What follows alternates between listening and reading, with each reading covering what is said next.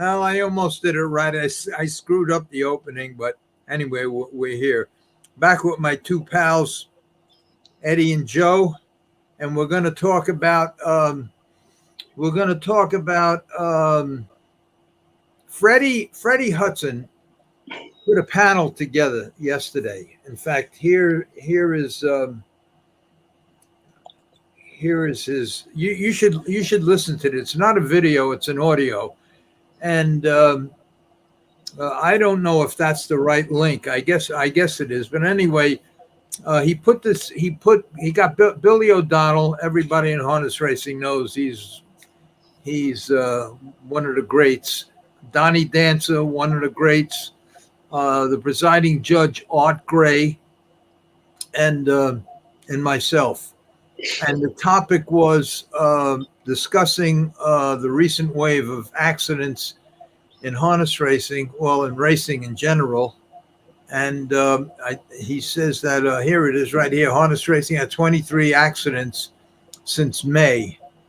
And we talked about it and offered and talked about what our opinion is to maybe a solution or something to prevent them. And it was a pretty interesting discussion. And if the name of the show is the Harness Racing Alumni Show, it's all about racing, and Freddie Hudson and Trade Martin and Bob Marks, they're the hosts of the show, and they have all the top people on there, and it's a great show. And what he's going to do from now on is he's going to try to. This was a test the other day to see how it went, and it was great because we spoke for about a half hour before we even went live, and then we spoke for another half hour, then we spoke for about an hour after that, and between us all, we come up with a lot of really good solutions and things that might work. And we're gonna continue that right now with myself, Eddie, and Joe. We're going to talk about these terrible things that happen. I showed these pictures once before, but these are the things that happen, and they're happening more and more frequently. And not only with standardbreds, but them are a bunch of jockeys out there laying on the floor, and these guys are like 100 pounds, and one of them 1,200-pound animals land on you, you just snap your back, and it's a tough game. So the first thing I'll go first because I'll tell you what I said. Billy O'Donnell had a lot of interesting things to say, and so did Donnie Dancer, and so did the judge, and I came on last, so a lot of what I was going to say, Billy and Donnie and the judge already said, but I expanded it a little bit more, and the first thing I said was. And it turns out to be a great topic and a great conversation because I basically opened it up when I said, first I'd want to look at all these accidents. I would need to know before I can give a solution. Were these accidents because of driver error, because of lameness, because of misjudgment, because of what caused the accident? A breakdown? What caused the hub rail? What caused the accident? And once we can separate them two things, then we can because a horse snapping his leg and causing an accident, it'd be a little different conclusion or solution than if a guy just bounces off the hub rail or interferes or comes out late or clips heels or whatever. So that's the first thing I said. The next thing I said was, I think all the rules that should be made by retired drivers and trainers, because it's not right that people who political appointees make these rules when they don't even know what they're talking about. And one of the rules, and I'll just give you one example, and then we'll have a discussion. One example is the whipping rule. It was a terrible rule for the thoroughbreds, and it was a terrible rule for the harness drivers. The reason it was a terrible rule for the thoroughbreds was because many times a horse is made to switch leads just by the tap of the whip and the way you can move your weight around. Or a horse you could actually steer a thoroughbred probably down the stretch just with the whip. You want them to go to the right, just hit them on the left shoulder, vice versa. And sometimes you have to wake a horse up. Sometimes they get lazy. And horsemen know all of these. And there's many more reasons why a whip is necessary. Now, I don't go for abusive use of the whip, but a whip is necessary. In harness racing, I believe now, and I could be a little bit wrong because I've been out of the game for so long, they made a rule, and I think it was Guarino who made the rule, the owner of the Meadowlands, and I think it was a wrong rule because they says that now what I'm going to say is different from drivers leaning straight back and having the handholds in their lap and all of that stuff. The reason the handholds are in their lap is because Guarino made a rule saying that you could never take your hands out of the handholds. Well, years ago when I was driving, the handholds were maybe 4 feet in front of you, and you had to reach to grab them. Now the handholds are in the lap. The reason the handholds are in their lap is because the rule is you can't take your hand out of the handholds. Well, how are you going to whip a horse? How are you going to use the whip if you can't? So what the drivers do, they put the handholds all the way back, and now they have plenty of room to use the whip because the handholds are all the way back. So these are two rules that the rule of using your handholds, the reason why they're doing that is because of the whip rule. So these are just two examples of rules that were written by people that never drove a horse or rode a horse, and in fact here I should put this picture up every day. I mean, it's so that's me, you, and Eddie. Yeah, it's so true. I put another one up. Do politicians bullshit? Ask an Indian. So, it's amazing with the politician and racetrack owners. And here's the last thing I'm going to say. Then we'll just open it up, and we'll look for comments too. Anybody have any questions too? How the hell did it take? And my friend, we were discussing this. Me and my friend Kurt Watson. How the hell?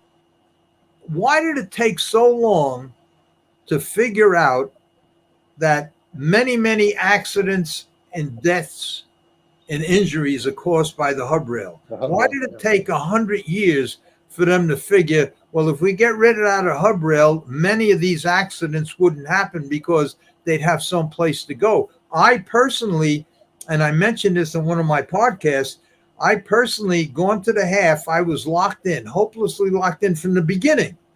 I had all intentions of retaking the lead right away, but the horse in front parked another horse, and they were 2 tiers from the beginning of the race.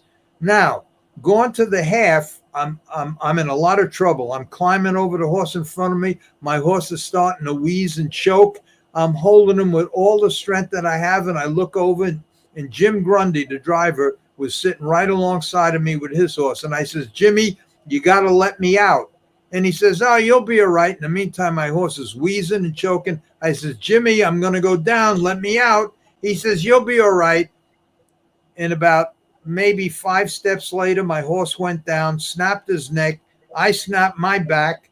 It caused a major accident.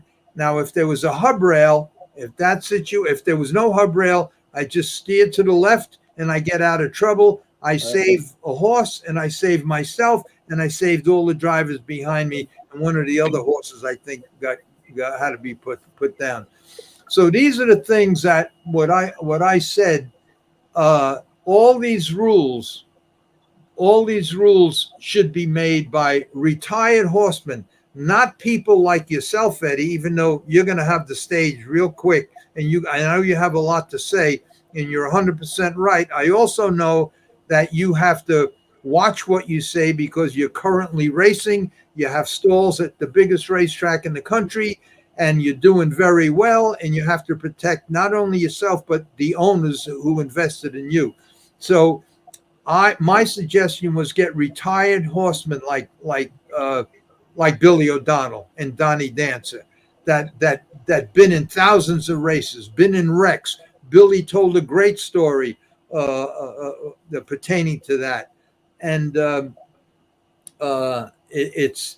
that's what I believe. And a round table with retired jockeys and retired drivers writing the rules, I think would be a good thing. Now we'll go to you, Eddie, first, because I know you're chopping at the bit. Go ahead. No. You were 100% right in the beginning. What you said before you started, that you don't know if these accidents or these injuries are caused by negligence of a jockey or a driver, or negligence of the horses being unsound, unfit. That's very true. You have to weigh it out to see what caused the accident, and then you could determine the cause of the death or whatever. But this Heiser or Hisser, whatever you want to call it, I was doing a little research, and Heiser came into effect in 2020. Okay, now from 2009 to 2020, 15 years, there was 850 tragedies of horses dying. That's 15 years before they... Yes, thoroughbred. In the 3 NYRA tracks, in Saratoga, Belmont, and Aqueduct. Okay? That's 15 years of 800 before they came in. Now they're getting all the glory and the pats on the back that they're doing such a hell of a job. Now you figure out the percentage and all that, and how many. There's 100 horses a day per start at these tracks. You figure there's 8 races, there's 10 horses in each. And in 2022. There was 90 fatalities, okay, out of the whole year. Okay, now you don't know if it was breakdowns, negligence of a jockey, and whatever the hell it may be. It wasn't the soundness of the animal will definitely make accidents. If they're not sound, they're gonna. And Heiser is taking that away from the trainers to make a horse sound to race. That, as far as the enhancements, that they can go to top shelf and get rid of all those criminals. That I agree with 100%. Why don't you tell the people that are listening why you just made the statement that you made? What is Heiser preventing the trainer from doing? Oh, Heiser has prevented the trainer. See, years ago it used to be the trainer, the vet, and the blacksmith to keep a horse sound. You know, they have to keep the horse sound, and Heiser has taken that away from the trainers. You cannot do anything for soft tissue. You can't blister a horse. You can't inject the ankles 30 days out. You can't use Bute. You can't use Lasix for breezes and this and that. And the soundness of an animal, you need to it's just like a car running without oil. You have to have their joints lubricated with the best stuff, the hyaluronic acid. But Heiser just destroying the game, and a lot of the breakdowns too are the maintenance of racetracks.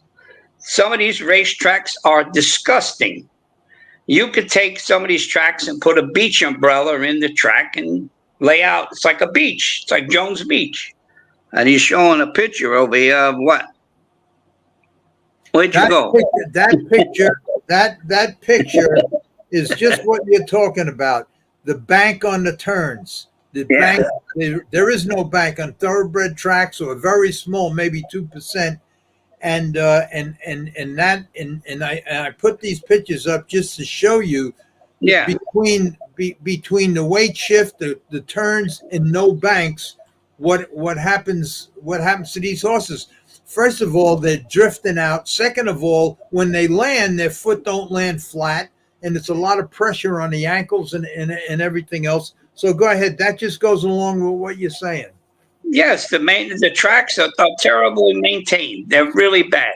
I mean, it's horrible. Now that was in 2023. There was 124 fatalities. All right, you're going a whole year. The percentage is so low without HISA. HISA didn't do this. Didn't make these horses break down, or they didn't cure nothing. What did they cure? They didn't. They're really making it tough for the horsemen. And if they ever got into the standardbreds, they'll have to close the doors, Larry, because the soundness problems on most of those standardbreds are more fatal than the problems the thoroughbreds. I agree with you 100%. I had a horse called Drive Me Crazy. He had 2 bow tendons and 2 drops suspensory behind. You know how much maintenance that horse needed? He had to be on the lift 24/7. You know, you had to take care of these type of animals because they break down in a heartbeat, and it's not fair. Now this year, Saratoga meet, there was 40 days at that meet. So you figure that's 4,000 entries that raced at Saratoga at 100 horses per day. There was only 16 fatalities since January till now. So tell HISA to go back where they came from and leave us alone. Let the trainers, the vets, and the blacksmith make horses sound again. And Eddie, you'll see less fatalities. What you're saying, everything that you said is 100% true. I was talking with Kurt Watson this morning on the phone. I know Kurt very well. He's a good guy, and he revolutionized the racing industry with the cheetah bike and all the other. Yeah, the bike and all that. Yeah. But aside from that, he told me something that I don't know if it's true or not, but he's a pretty sharp guy, and here's what he told me. He told me that because of the lack of years back, because they didn't have the internet and they didn't have 24-hour news cycles and everything like that, that they were actually less accidents and breakdowns in all of them years than they are today. Now, that's hard for me to believe, but there's no way to prove it one way or the other, because when you hear the fact that 10 of the top leading thoroughbred trainers, with Baffert being on top, 75 of his horses died of heart attacks. The next one is 60. The next one's 55. And I mean, and then in California, and the horses' legs are snapping like crazy. It's hard for me to believe that.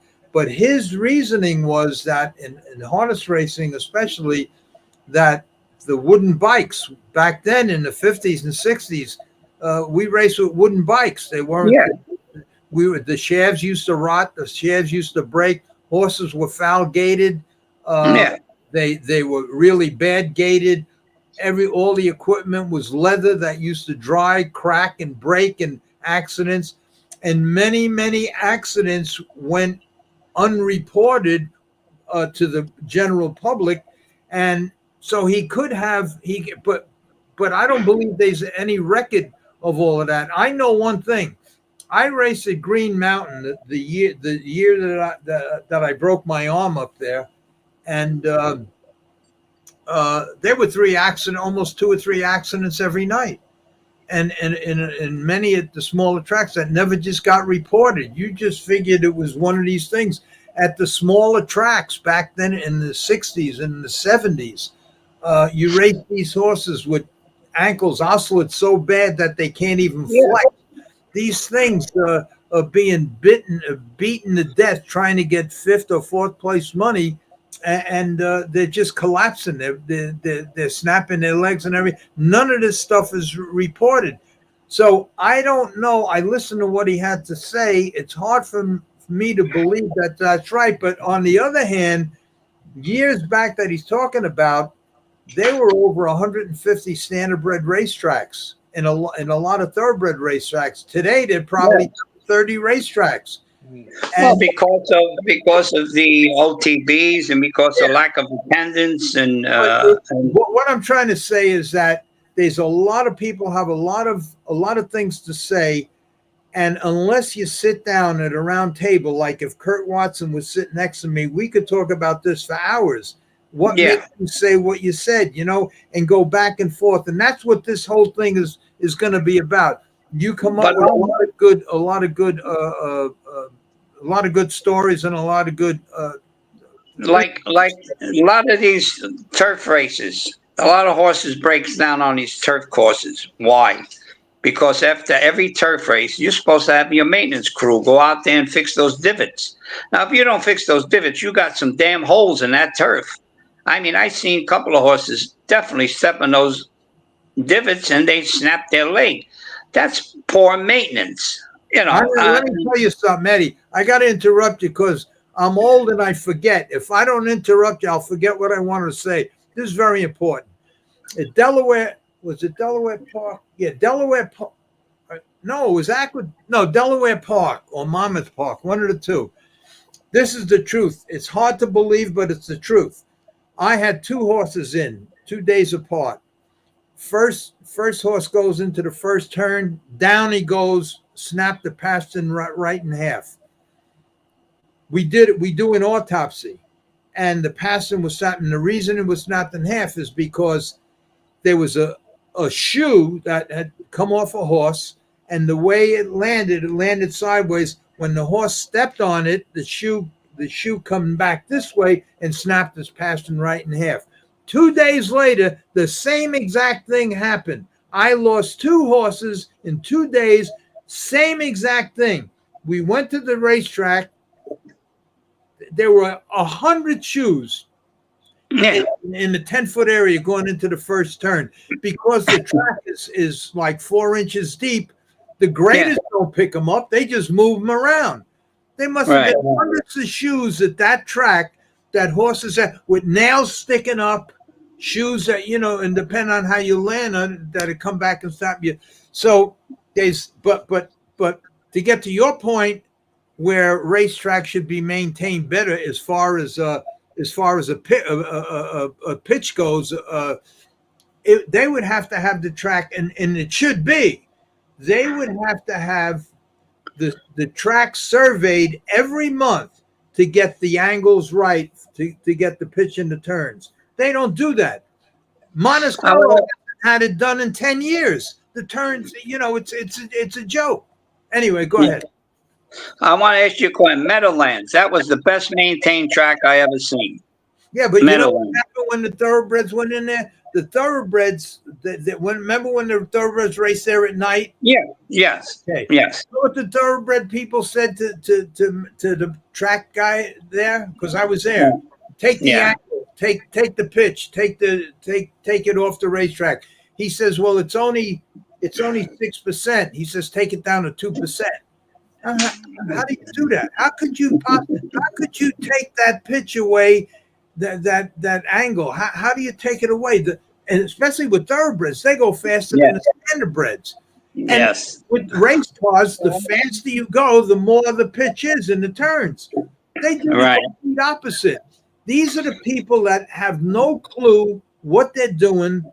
And it's really sickening. And they're going to destroy the whole business. Now, I'm just going to say one thing, and then I talk too much. I could. There is no doubt in my mind, just between us three guys, we could say enough to close racing down completely for life.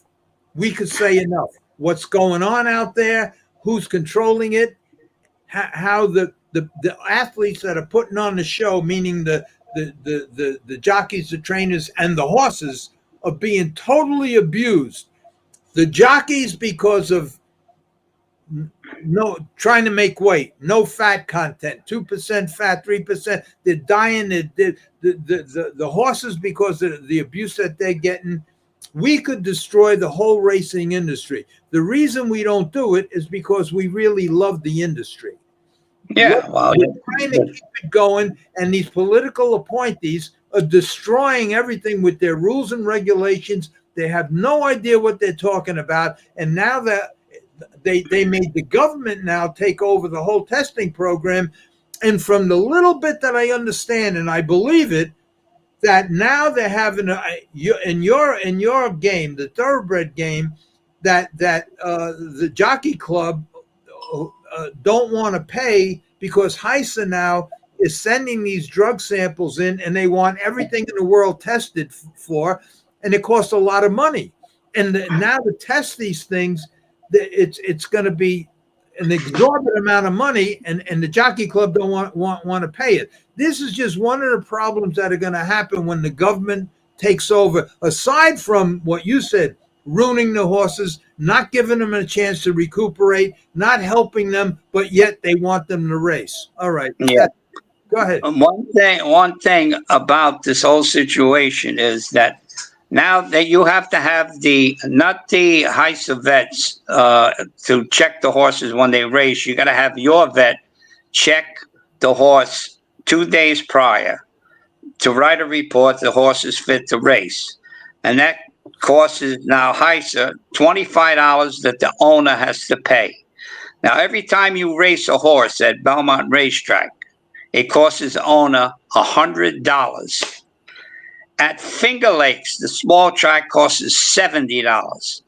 HISA gets this money for every entrant. It's absurd what they're doing to this game. It really is. The government is not paying HISA. The racetracks are paying HISA. What, the government? No, I don't know. I don't know who's paying who, but I'll tell you one thing. I know the owners, they have to pay $25 for entry for your vet, and $100 entry for HISA every time you enter a horse. HISA gets paid by the owners. Unreal. So if you race 50, 60 times a year or 100 times, you got paid HISA. And every track you go, it's more. Saratoga was 100 and something, and for every entry. And it's really disgusting. Everything is based on this. And like you said, they don't even know how to spell horse, and it's absurd. I mean, that the racetrack has a veterinarian or two veterinarians in the morning watching all the horses, and if they see one that's there's three vets, 3 state vets that watch the horses, which is fine. You could, because like I said, I always said this, when I was in the standardbreds, you were basically the exercise rider, you're the trainer, you're almost a groom because you do a lot of things with the standardbreds. But you have to base on asking the exercise rider, how's the horse? How does he feel? Oh, good. But they're freelance, so they jump off and they go to another trainer and they get another 30 and another 30. They don't stay 5 minutes to tell you, well, he's off in the left front a little bit. I mean, to see a horse gallop at Belmont, you can see them gallop by you and then they come back in front of you. So you can basically determine, you watch behind to see if they're underneath themselves, if they're locked on the line, and you can determine basically where, when, after a while, the horse, so you know where his problems are.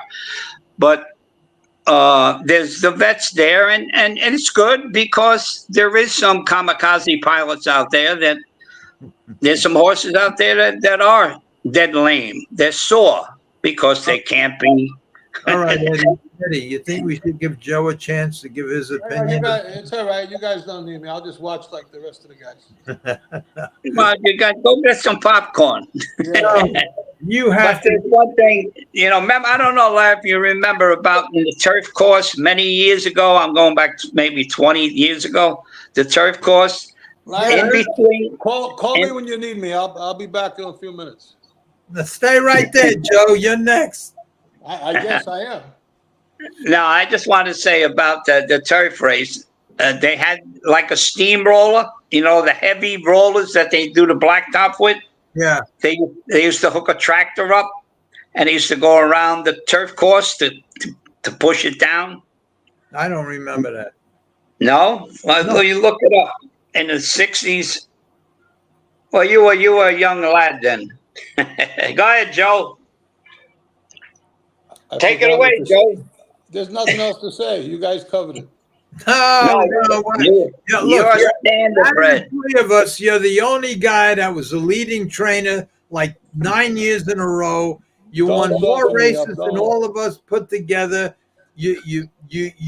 I'm sure that because I saw when I was running my mouth, you were nodding your head. Yes, I'm sure that you could expand on some of the things that I said that you agree with, and you might have some the question that was asked at this thing is, why do you think there was so many accidents? Why do you think there was so many breakdowns? And what would you do what would be the solution? So I'm sure you have something to say about that. First of all, when I started in the business and I watched all of these top drivers, Hervé, Buddy Gilmore, Johnny Chapman, Teddy Tallman, Delinsko, I think the biggest problem is the drivers, because they're more worried about aerodynamics and laying flat back in the bike. The whole way to avoid an accident is to react to it. If you can't react to an accident, you're going to go right over the horse in front of you. You can't be laying flat back and looking to the right and looking to the left to see what's going on. If you can't see over the horse in front of you, you can't avoid an accident because you're laying flat back. Those guys in the older days, they never did that. You never saw that style of driving. But a couple of guys started it, and then all of the kids come up and they want to look like Walter Case and they want to look like Jimmy Morrow, and that's what's going on. How do you react to a horse taking a bad step? I mean, by the time you're there with your handholds up in your chest, what can you do? The handholds are on your chest. You need to have the handholds up a little more. You need to be sitting up a little more so you have control over your horse. You have no control over a horse when you're laying flat back, and you can't see what's going on in front of you. So I think a lot of these accidents could be avoided if the drivers let themselves be alert enough and not lay down. I want to interrupt you for 1 second because in I think it was the 1979 Meadowlands Pace, coming around the last turn in the first heat, and I mentioned this. I forgot where I mentioned it. I mentioned it on the thing yesterday with O'Donnell. Coming around the last turn in the first elimination, and back then in '79, everybody sat up, just like you said. Everybody sat up. You could see right over the horse, or see around them, and the explanation I gave is like driving down the turnpike at 85 miles an hour and then letting the seat down so you're laying exactly straight what back. I was going to You say. can't see it. They could be a brick wall in front of you. You're not going to see it. So anyway, back then in '79, coming around the last turn, they were flying. And John Campbell's horse took a bad step. As soon as he took you could feel it. If you're sitting way back with your handholds in your belly, you got no chance. You're going down. But because he sat the way we're supposed to sit with the handholds here, he was able to grab on and actually lift the horse up, Exactly. give him the support. He lifted the horse back up. Nobody got hurt, and everything was fine.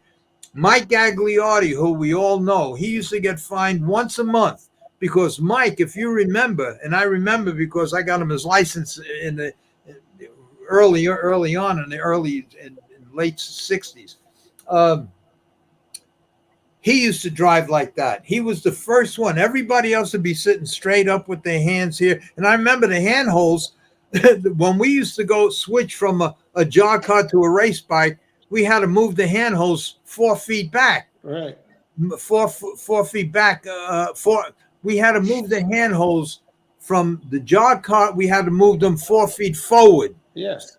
Okay. Now, from the jog cart to the race bike, they actually moved them 2 feet further back. That's So a ridiculous. Gagliardi used to get fined at least once a month because back then in the 70s, Gagliardi was the first one that sat back with the handholds here, and he always used to get fined because of the charge was not having full control of his horse, and he went down a few times because of that. But that was his style of driving. Today, everybody does it, so I just wanted to mention that. But it shouldn't be allowed. That should be a rule that should be set by HISA, the standardbreds. You can't lay flat back and be safe. I'm sorry, you can't react. And I was going to give you the same example. You drive down 90 miles an hour and put the seat back. Yeah. What are you going to do if a guy breaks? You're not going to see it. Not only that, aside from the safety, and you're 1,000% right, and I that's what I said. But aside from that, now, remember when we were driving, the horse was right there. You could touch the horse's tail with your hands, and the handholds and the buckles sometimes would be resting right on the horse. Yeah. Now the horse, with these new bikes, the horse is 4 feet in front of you. You could put another horse in between you and the horse, plus they're leaning straight back. That's a total of 10 feet. You take 8 feet from the horse. Let's just call the horse 10 feet long. 10 feet for the horse, then another 10 feet for you leaning straight back. The poor guy that's sitting 8th or 10th on a mile track. It's like a 12-horse field for that guy. He got to make up 100 lengths just because of all the ground that he's losing. Anyway, go ahead. That's the most common sense problem that I see. They have no time to react, and half the times they go right over the horse. They didn't even know they did it until they're up in the air, flying through the air, because they're just thinking of the aerodynamics of wind resistance. And I'm sure we've both seen a lot of races where a horse went down and the guy sitting last had 30 feet to get out of the way, and he steers right into him because he couldn't see him. I understand when the way the bikes are now that they have to be back a lot further, the handles, but they can't be on your chest or because the strength of your forearms and your legs in the stirrups, if a horse breaks a head check, takes a bad step and breaks a head check, you got a shot to pull him up before he goes down. You got a shot to control him.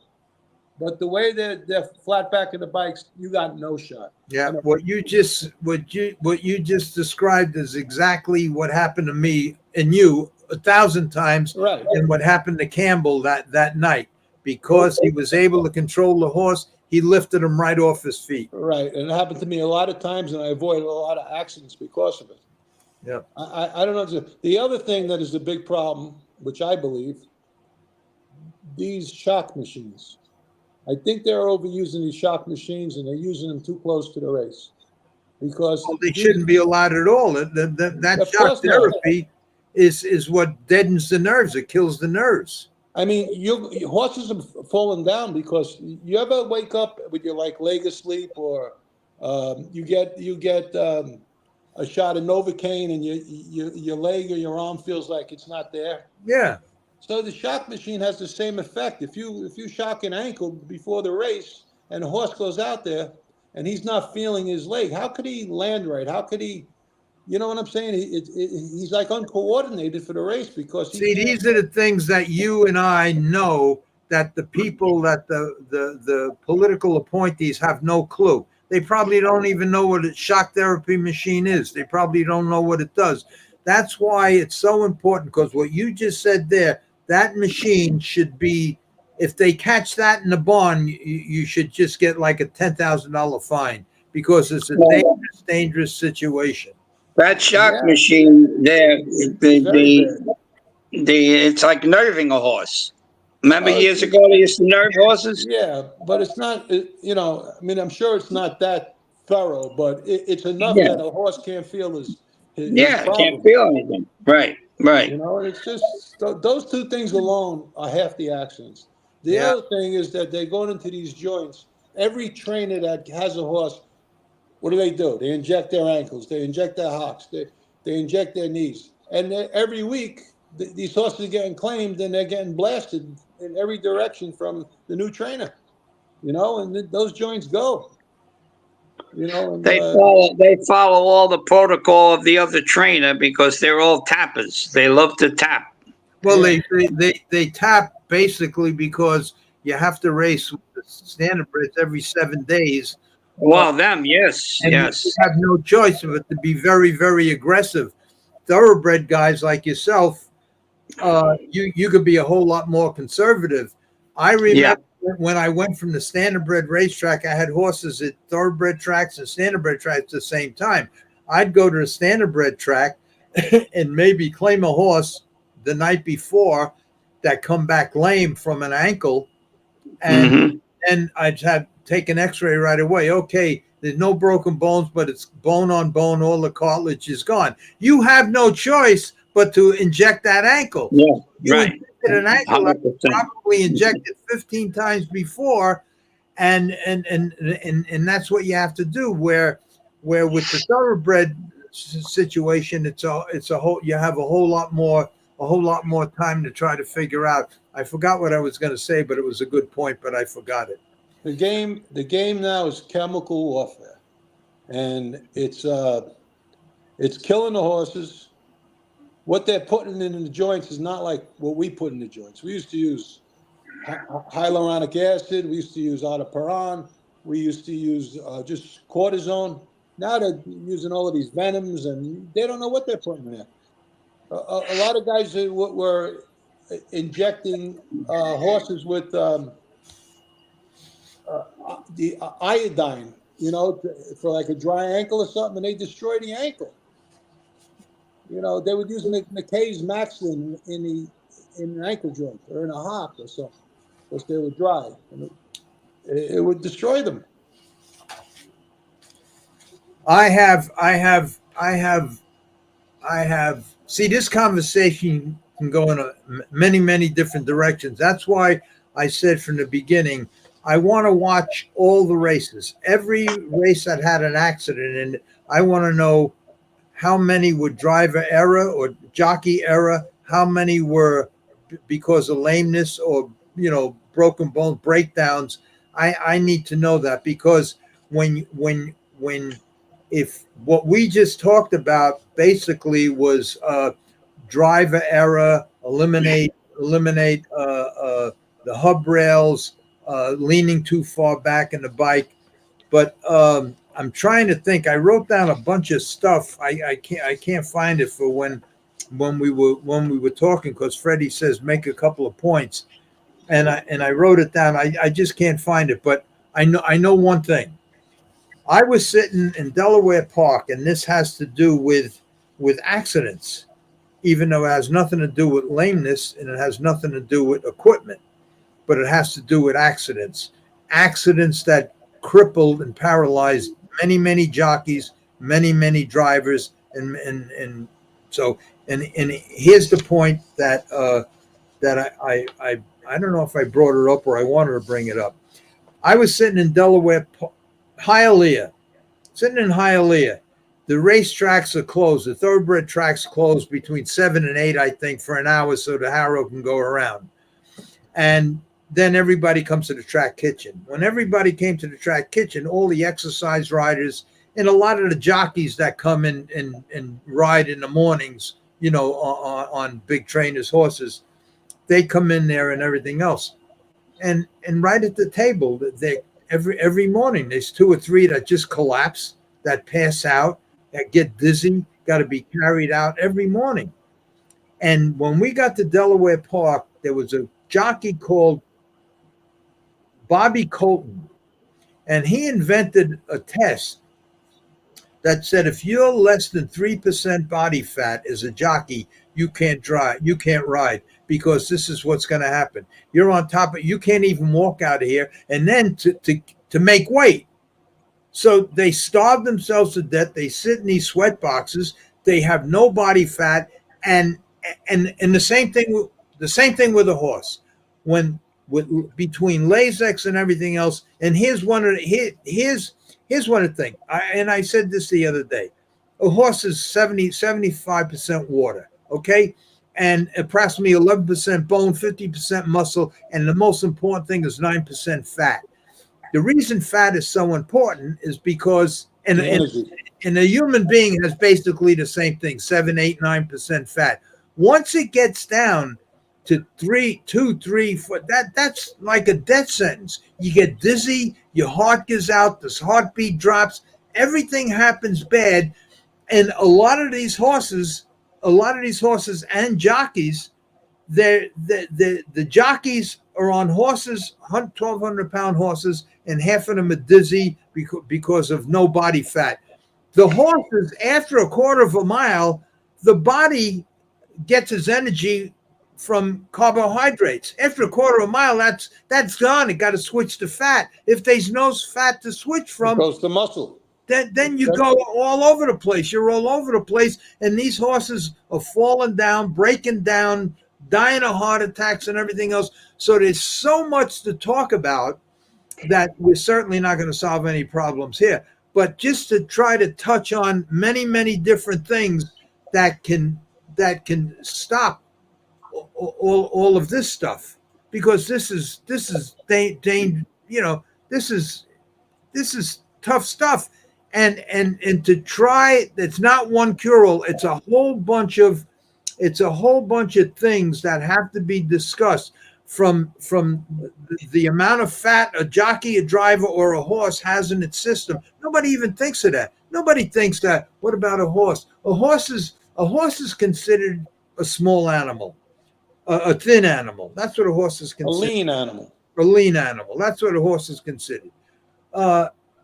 Should have a minimum of 9% body fat. I guarantee you, not one trainer that I know of ever checked the blood to see the percentage of body fat they have. And that's the key fuel after a quarter of a mile. Nobody. A horse has usually 8 to 10% body fat. That's correct. And that's their first energy source. When they go through that, they start burning the muscle. Okay? Most of the muscle that they start burning is in the ass end, because the gluteal muscle and all the big muscles, that's the first muscle to start going. And that's their motor.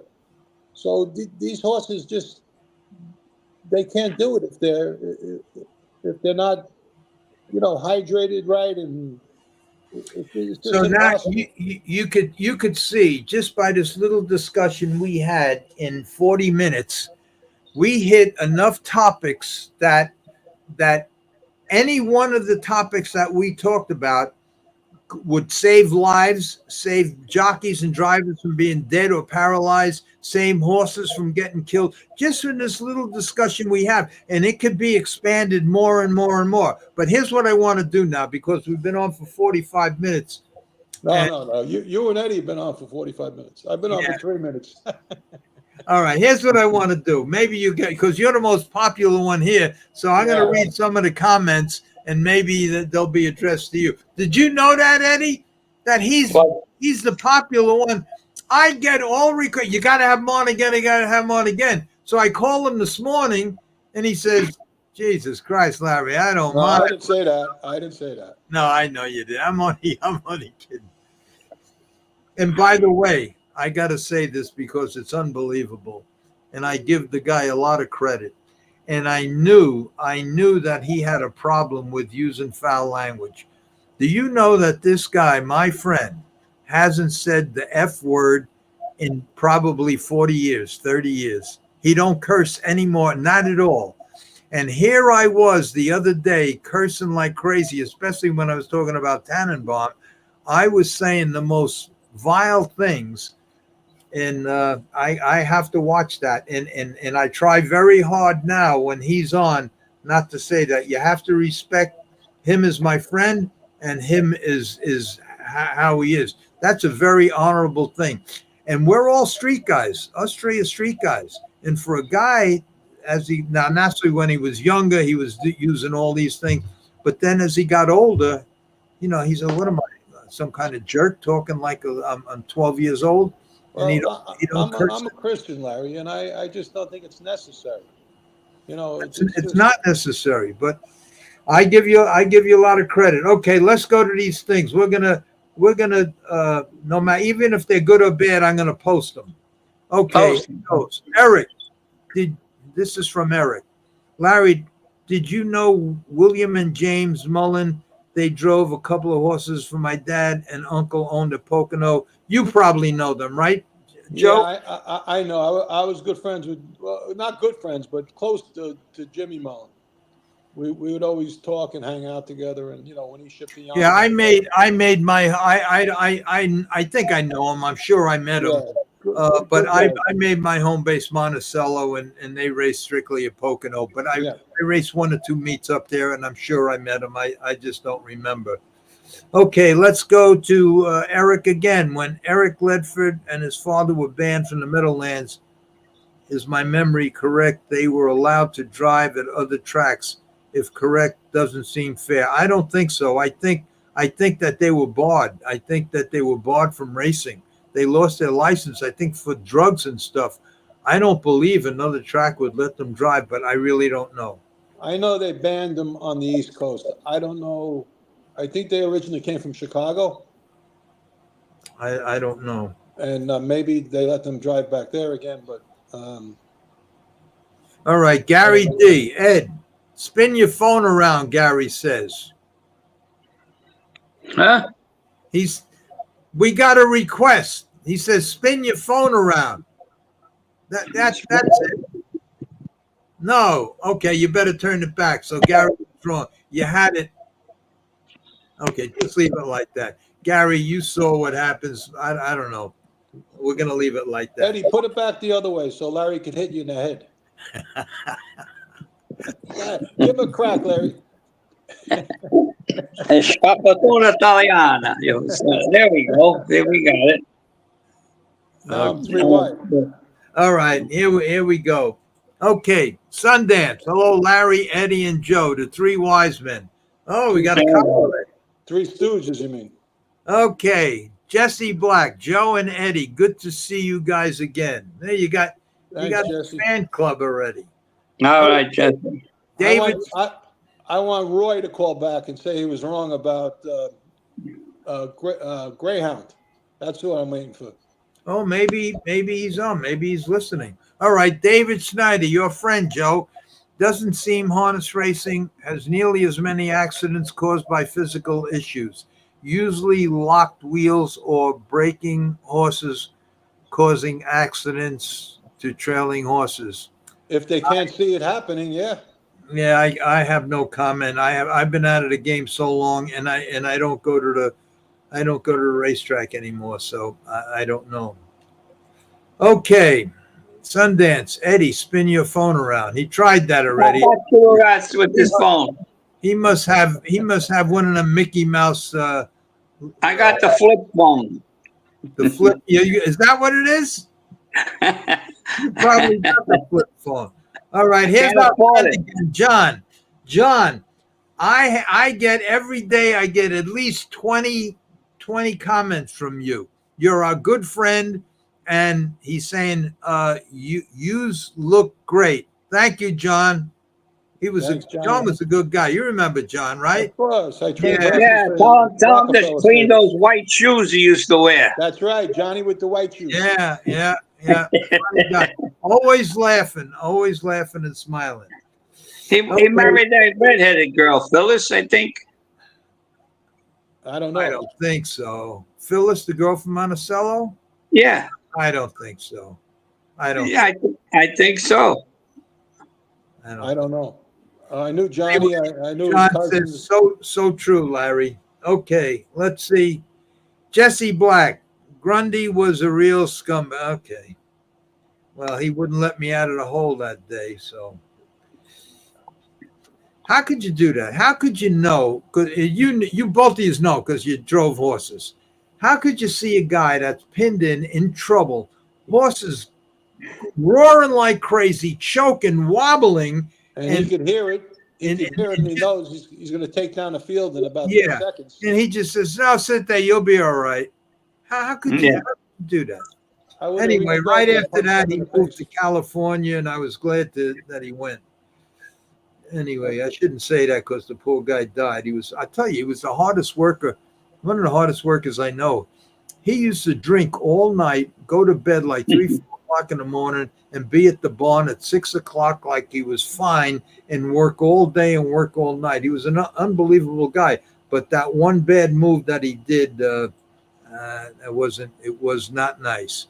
John again, get Cat Manzi.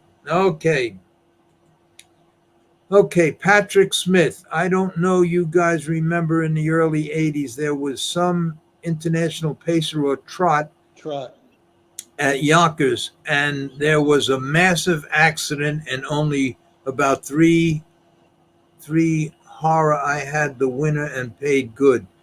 I don't know, but I remember one day at Monticello, it was the first time I think in the history of horse racing the whole field went down. Yeah. Buddy Regan was in front. His horse went down, and every horse over him, behind him, the whole field piled on top of him. Yeah, Buddy Regan. There's a blast from the past. Buddy Regan. He opened up on a Carvel, ice cream down in wherever he moved to. That's what I do now. I sell Italian ice and soft serve ice cream. Yep. Yeah. 2 days a week.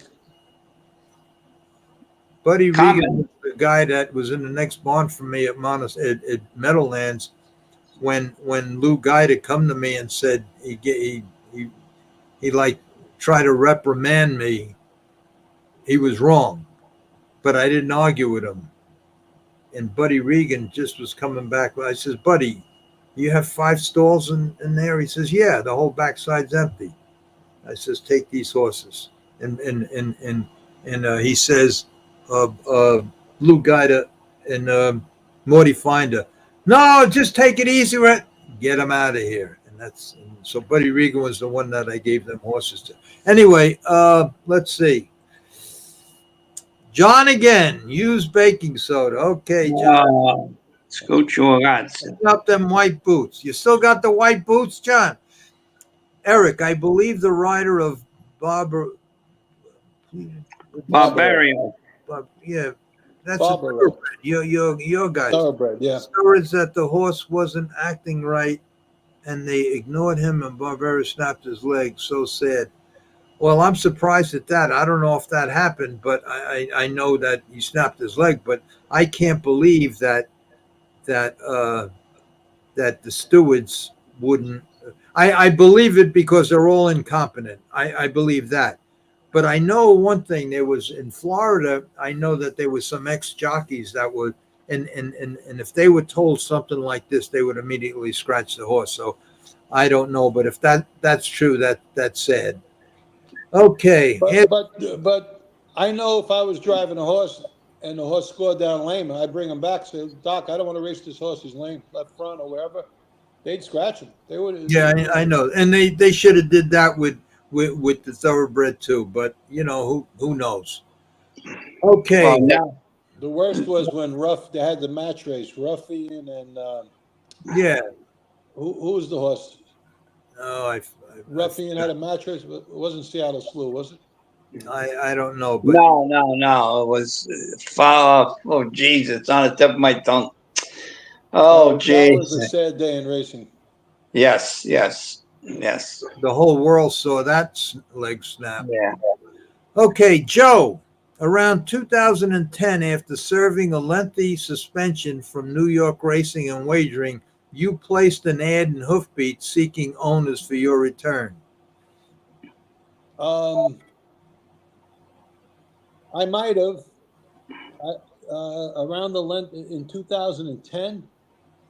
Around 2010, after serving a lengthy suspension, why did you get suspended? Whatever you were doing was legal. I don't get it. That was the time when I told you about Dr. Sadowski giving old horses mepivmecane. Oh, yeah. And we all had to pay give the purse back. It was 5 trainers. And Frankie Pellegrino, after 2 years went by, he lied to me because he tried to do everything he could to hurt me. He says, listen, we got a new guy in Albany at the racing commission, and those 5 Lasix positives where the horse got no Lasix in the system, but all 5 got mepivmecane, Provocaine. They're not letting it go, so you guys are going to have to go for hearings in Albany. He gives me the paperwork to go to Albany, and I called the other people involved. I said, what do you want to do? You want to get one lawyer and fight this together? They knew nothing about it. And I went to Frankie. I said, what's going on? You're telling me I have to go and nobody else knows nothing about it. He said, Joe, you happen to be the first guy going. They're all going. That was 12 years ago. I'm the only guy who went, and they gave me like 6 months suspension. Wow. So that's what it was all about. Yeah. I don't remember if I placed an ad when I first started out in the New York Times and the Wall Street Journal when I first started out in 1980. But I might have. I might have. Around 210. Okay. Let's see. James, I don't think so, because I was moving to Florida then. I was going through a divorce. I recall it was quite witty with a backhand to the state. Can you, and then it ends right there, so I don't know what he means. Oh, maybe this is the continuation. It was quite witty with a backhand to the face of the New York State Racing and Wagering Board. I don't know what that means. That's probably for you, Joe. It was quite witty with a backhand to the, I don't know. I don't understand that. I need some more info on that. Yeah. Okay. David isn't the breed bred for speed right now. Soundness is an afterthought. Faster means more pressure on horses' tendons. Well, I can tell you this, that I know this for sure. Back in the 60s and 70s, the breeders made real big efforts to try to breed conformation flaws out of horses. And they were kind of successful because there were certain breeds, certain crosses that were prone to bow tendons and stuff. And now bow tendons are so rare that they I don't know about now. I've been out of it a long time, but the breeders did make an effort to breed out lameness problems.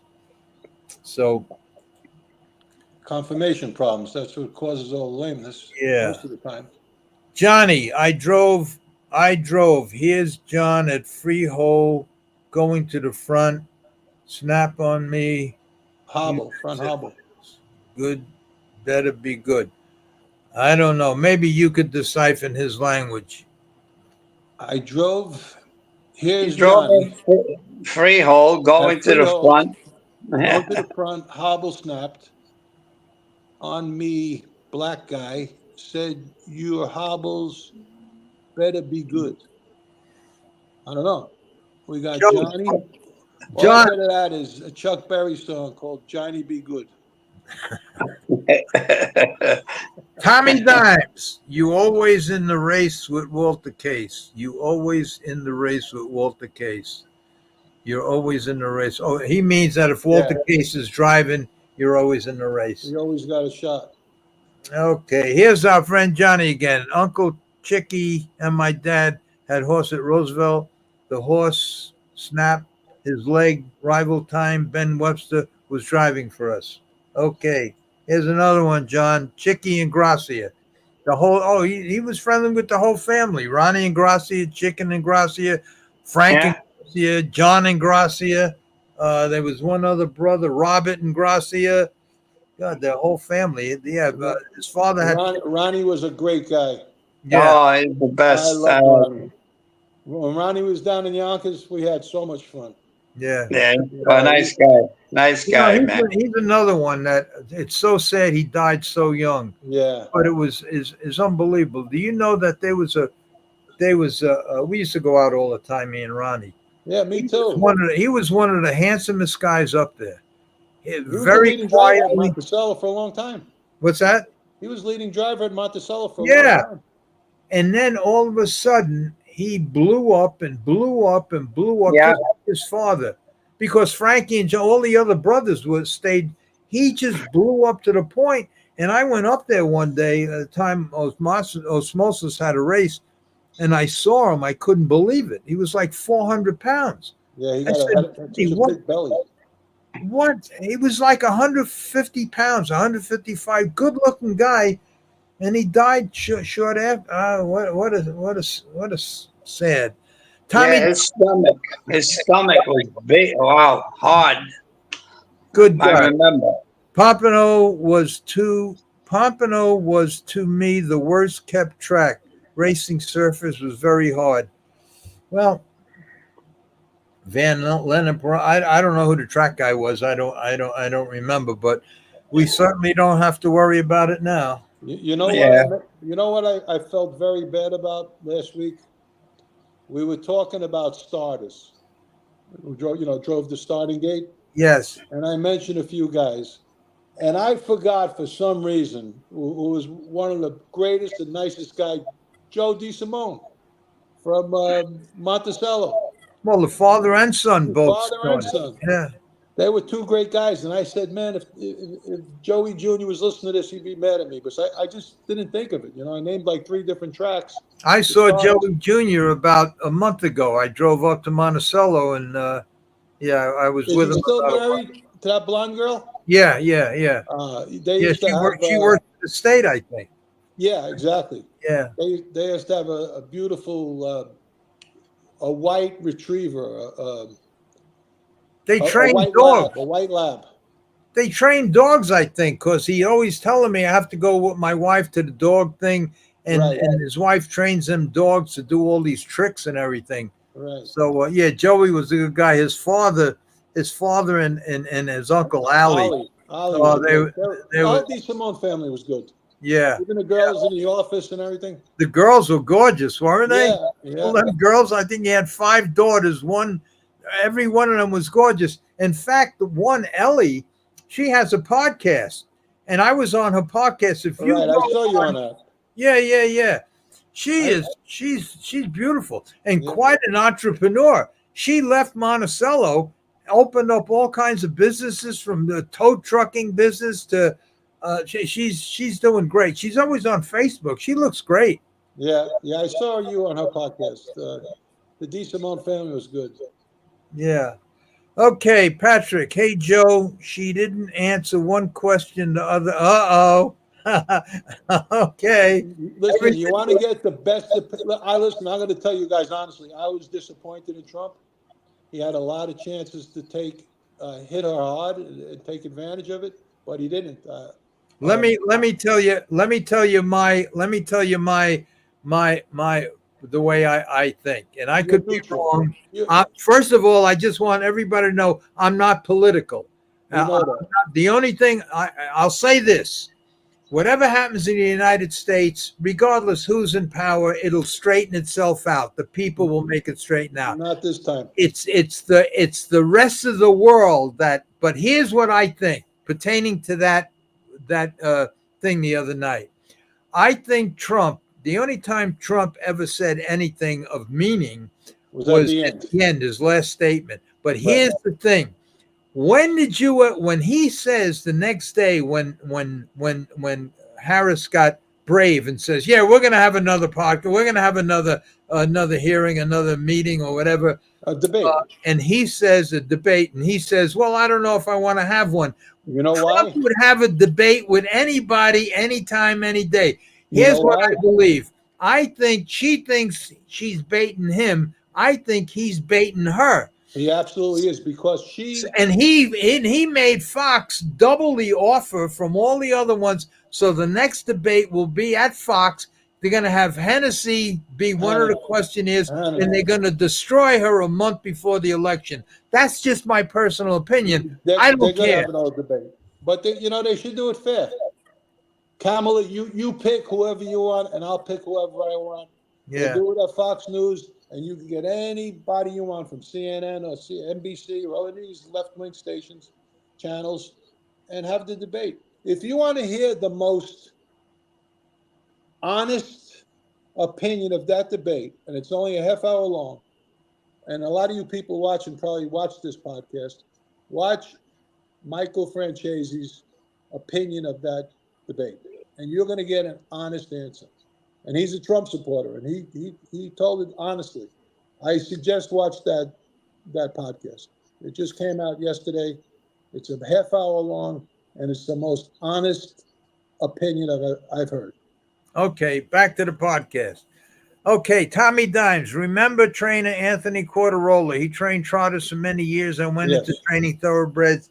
I believe he's still in the game. Yes, I remember Anthony Rolla very, very well. We were very good friends. He did train standardbreds, and then he went into the thoroughbreds.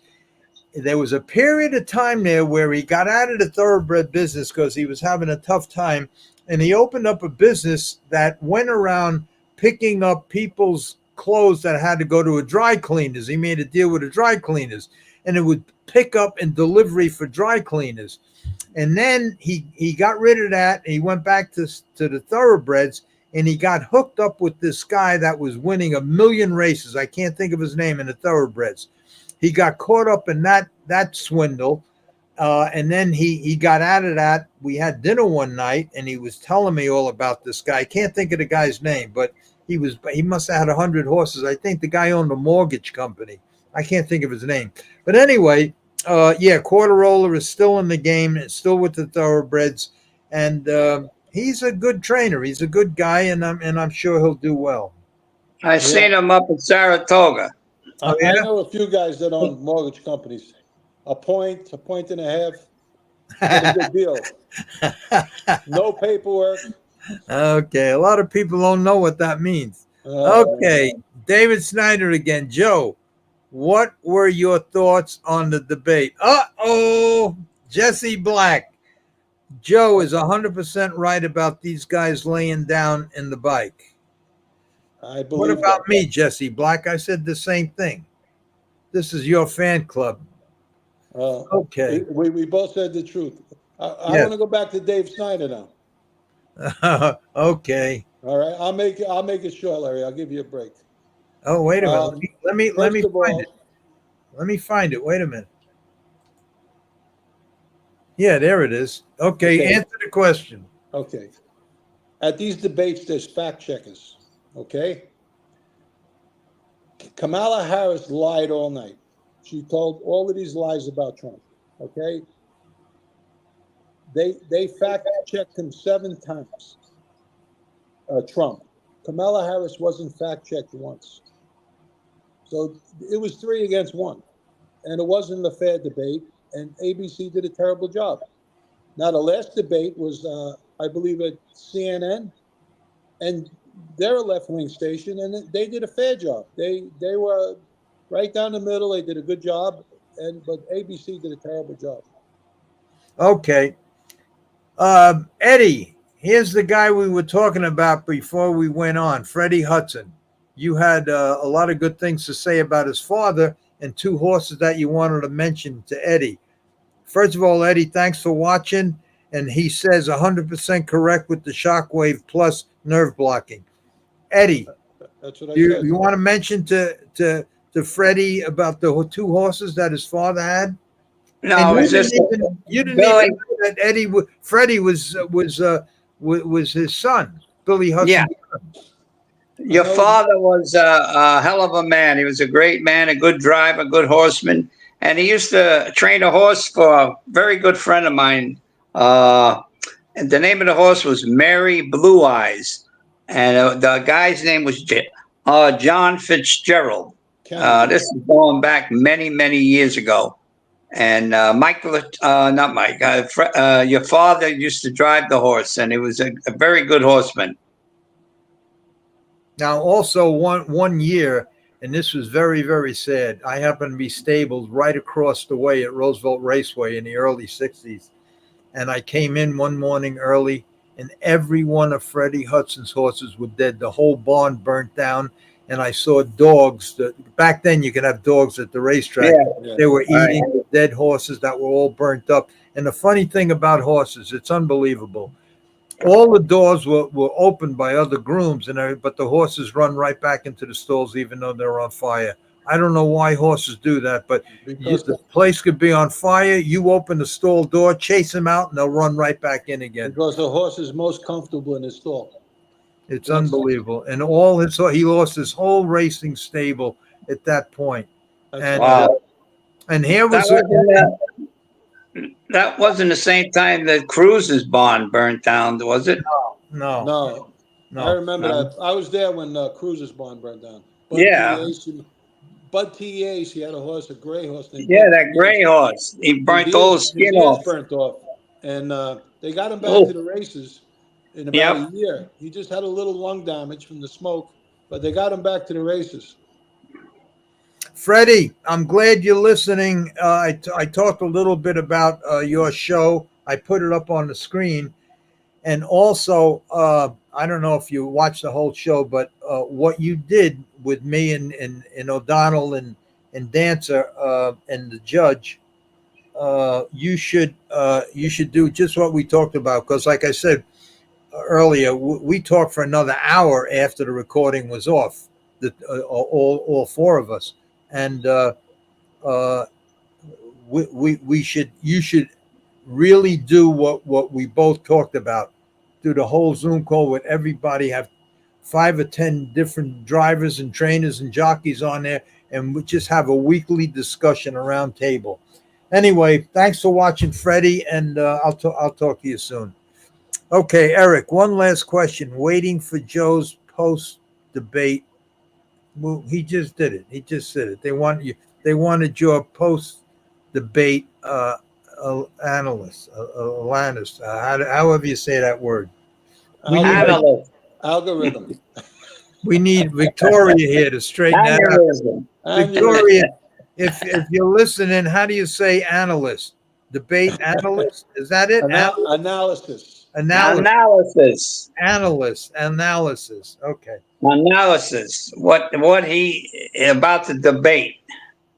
What does he think? Go ahead, Joe. Let him know. I was a little disappointed in Trump's performance, but like I says, it was 3-on-1, and they only fact-checked Trump, and they never fact-checked Harris. And she's just a phony. She lied all night, and she spoke like she smiled and she laughed and, like she was, but she's a phony, she's a fraud, and she's a communist. Okay. Mark my words, in 4 years, we will not have a United States of America. Now let me say this, and I hope Victoria's listening. I try not to say these words because even this word is simple word. And how do you say that? Analysis. And the other words that I got mixed up with the brain thing. Algorithm and aneurysm. All right. Now, I never went to school. I got thrown out. And the last years I spent before I was 16, I spent in the dean's office and truancies and bad kids schools and all of that. So I'm very limited in my vocabulary and reading ability. But there were 3 times in my life that I had more money than two Harvard graduates that had horses with me. So, so maybe I can't say that word. So anyway. Just remember one thing. The most wealthy men in the world didn't have a college education. The most wealthy men in the world didn't have a college education. So it's all your ideas and your thoughts and your drive to do something. All right. I have Freddie Hudson's back. Watching the accidents is hard to do, mostly because they block them from being viewed. Yeah. Freddie, put that round table together. There must be Democrats blocking them. Eric, Robert Colton was leading jockey in Penn National when I was a mutual clerk. Hell of a nice guy. That's the guy that created the test for the jockeys that if you had less than 3% body fat, you couldn't ride that day. And he was leading jockey in Delaware, in Philadelphia. Penn National. Yeah. Okay, you're right. Okay, Matt, Dale, Larry, you really ready? You ready to get back into the horse racing game? All right, let me just say this. The whole world knows what I did and why I did it. I love the horse business. I got out of the racing car business when I was 16 years old, 17 years old, because I found out that you could race horses for money. And from that day on, I all I wanted to do with my whole life was race horses. I would have given my any my left arm if if what happened to me didn't happen and I didn't take the path that I took, that I was basically forced to take. All I wanted to do was race my horses, and the path I took ruined my whole life. And I was given a second chance, and that was taken away from me too, uh, due to no fault of my own.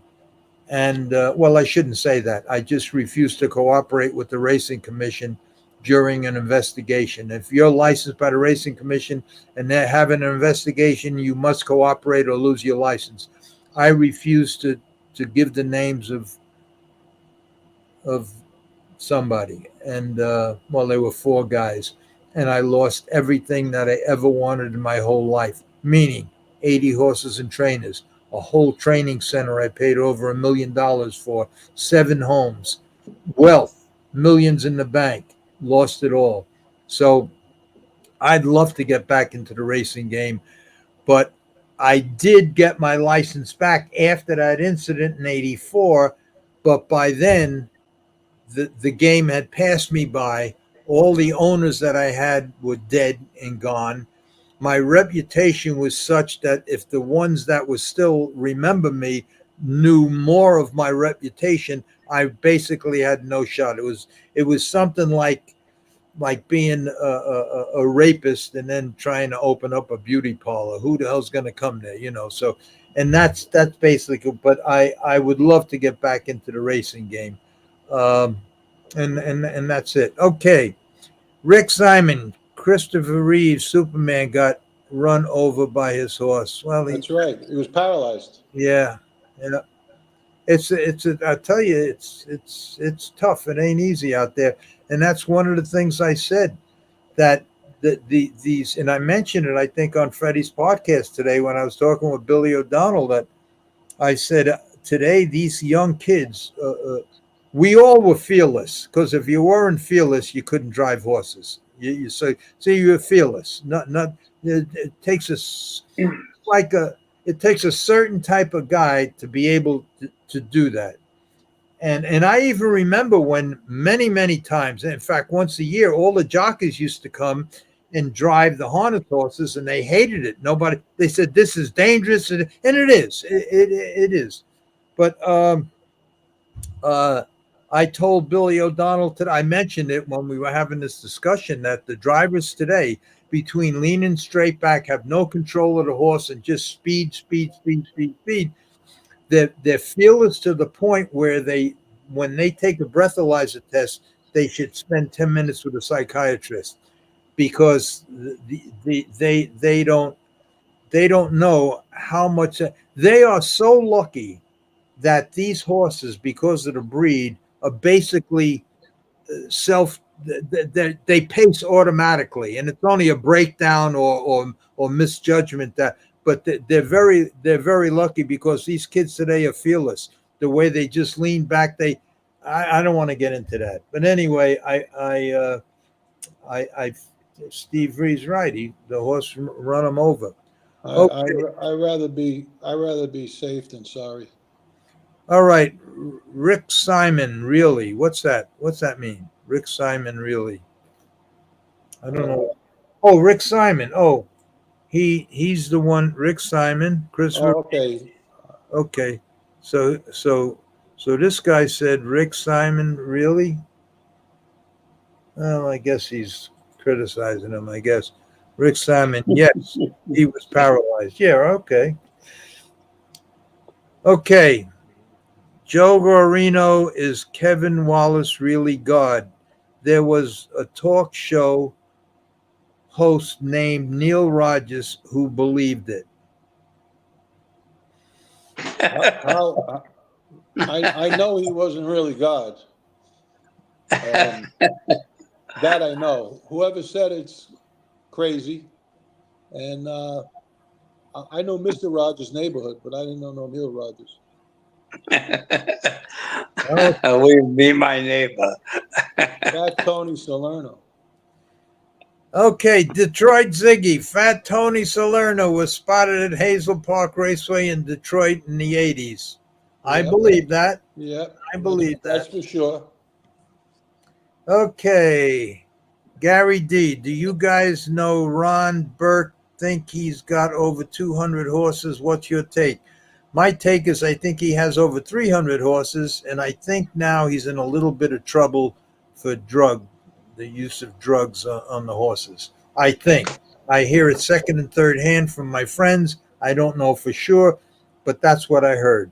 And Rumor has it. yeah, rumor has it. Very good. David Schneider, Eddie needs his phone like that to display the. Okay. Stop. Okay. Detroit Ziggy, what was Tony doing there?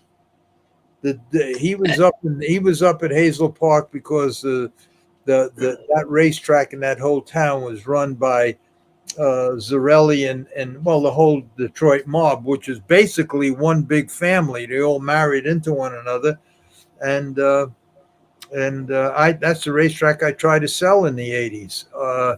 And they were trying to get rid of it. And how I knew about the sale was because Joe Zarelli, who was one of the bosses up there,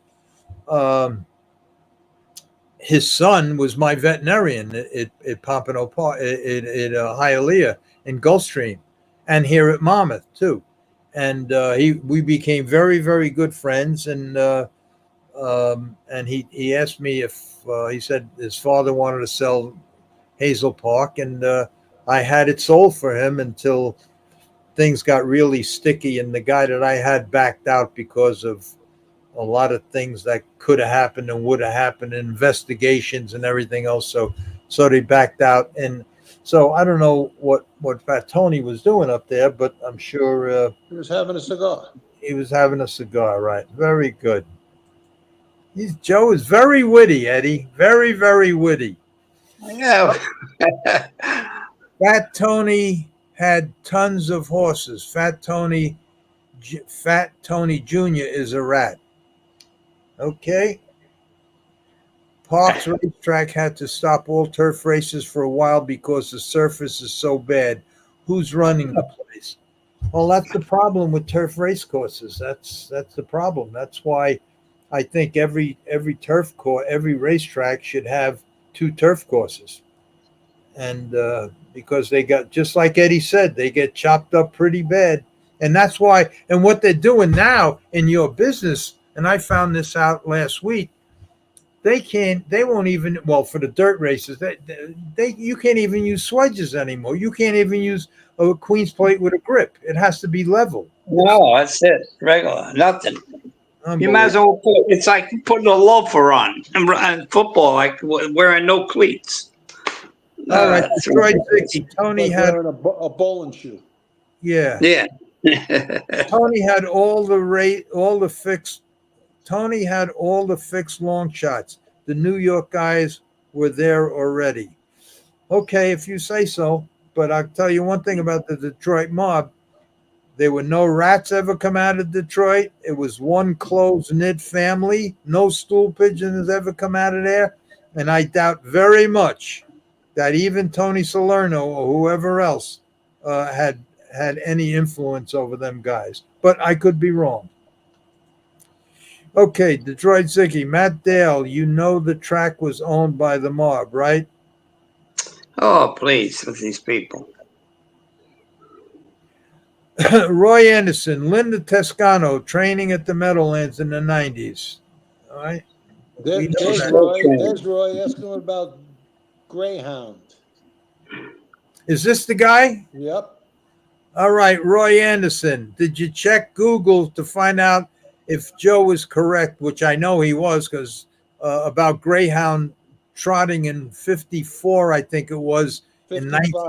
1950. 55 and 3/4. I think they didn't go by fifths. They didn't go by eighths or fifths. Yeah. They didn't go by fifths. They went by quarter. Check it out, Roy Anderson, and get back to us. All you got to do is Google it. And I believe it was right at Goshen Racetrack.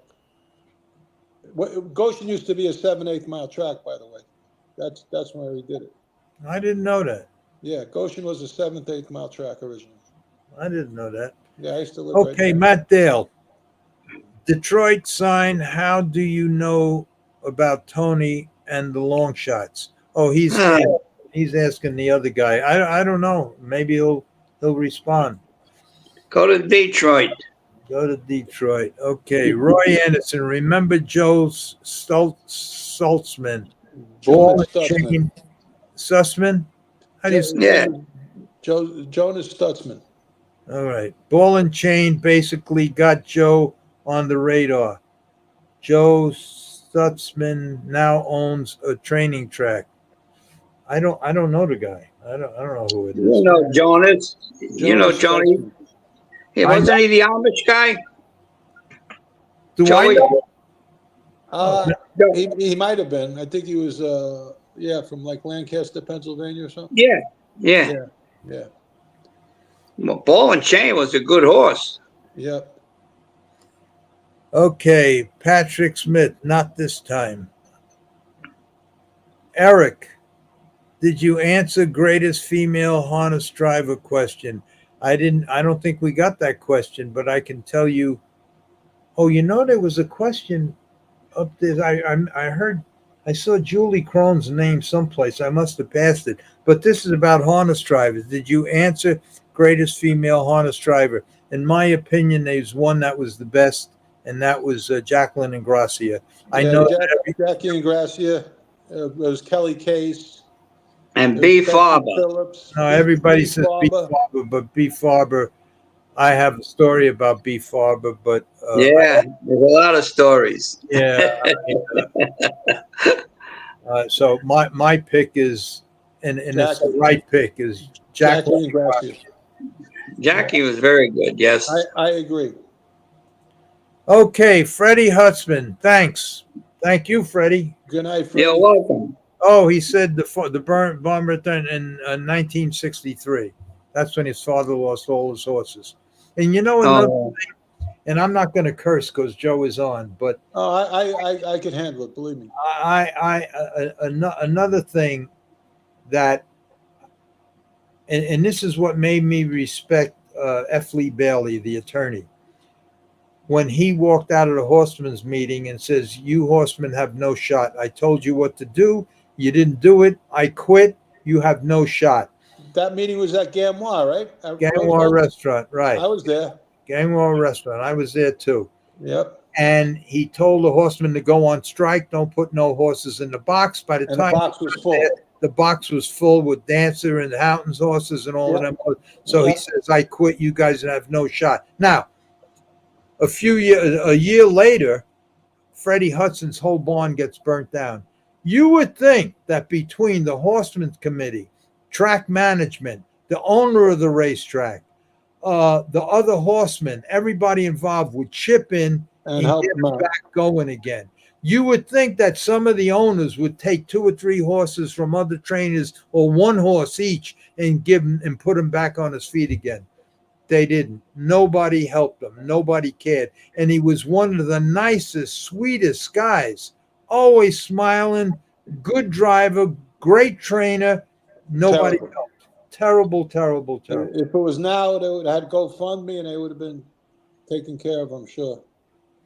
Okay, David Snyder. Eddie knows how to say what's that word? Analysis? You got it. Very good, Larry. Oh, God.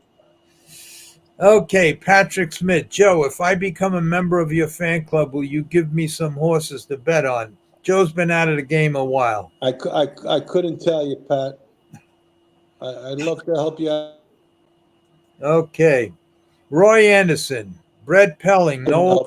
no, with top trainers in the late 80s and 90s. What happened to them now? Um, well, Brett Pelling is, I think he's back in action. Brett Pelling, I don't know this, but I think he's right back in there in the standings, and he's doing well. Noel Daly, I don't know what happened to him. Last time I heard of Noel Daly is when we sold him that hypoxic stall, and his horse won the Hamiltonian. Did Noel Daly pass away? I don't think so. I don't know. Maybe I'm wrong, but I remember hearing something. There's this kid Roy again. How come he's not answering about Greyhound? Yeah, Roy, answer the question about Greyhound. Look up Google. Okay. Sammy Davis Jr. says, I got rid of Sammy Davis Jr. was the owner on paper to the farm that Mike Gagliotti bought that was really owned. What a series of events happened there. But Sammy Davis was the owner on paper for the farm that Gagliotti bought. And when you went to the farm when he first bought him, he had trunks with Sammy Davis Jr. Racing Stable on him. But he was just a front for, I can't mention the guy, he's still alive.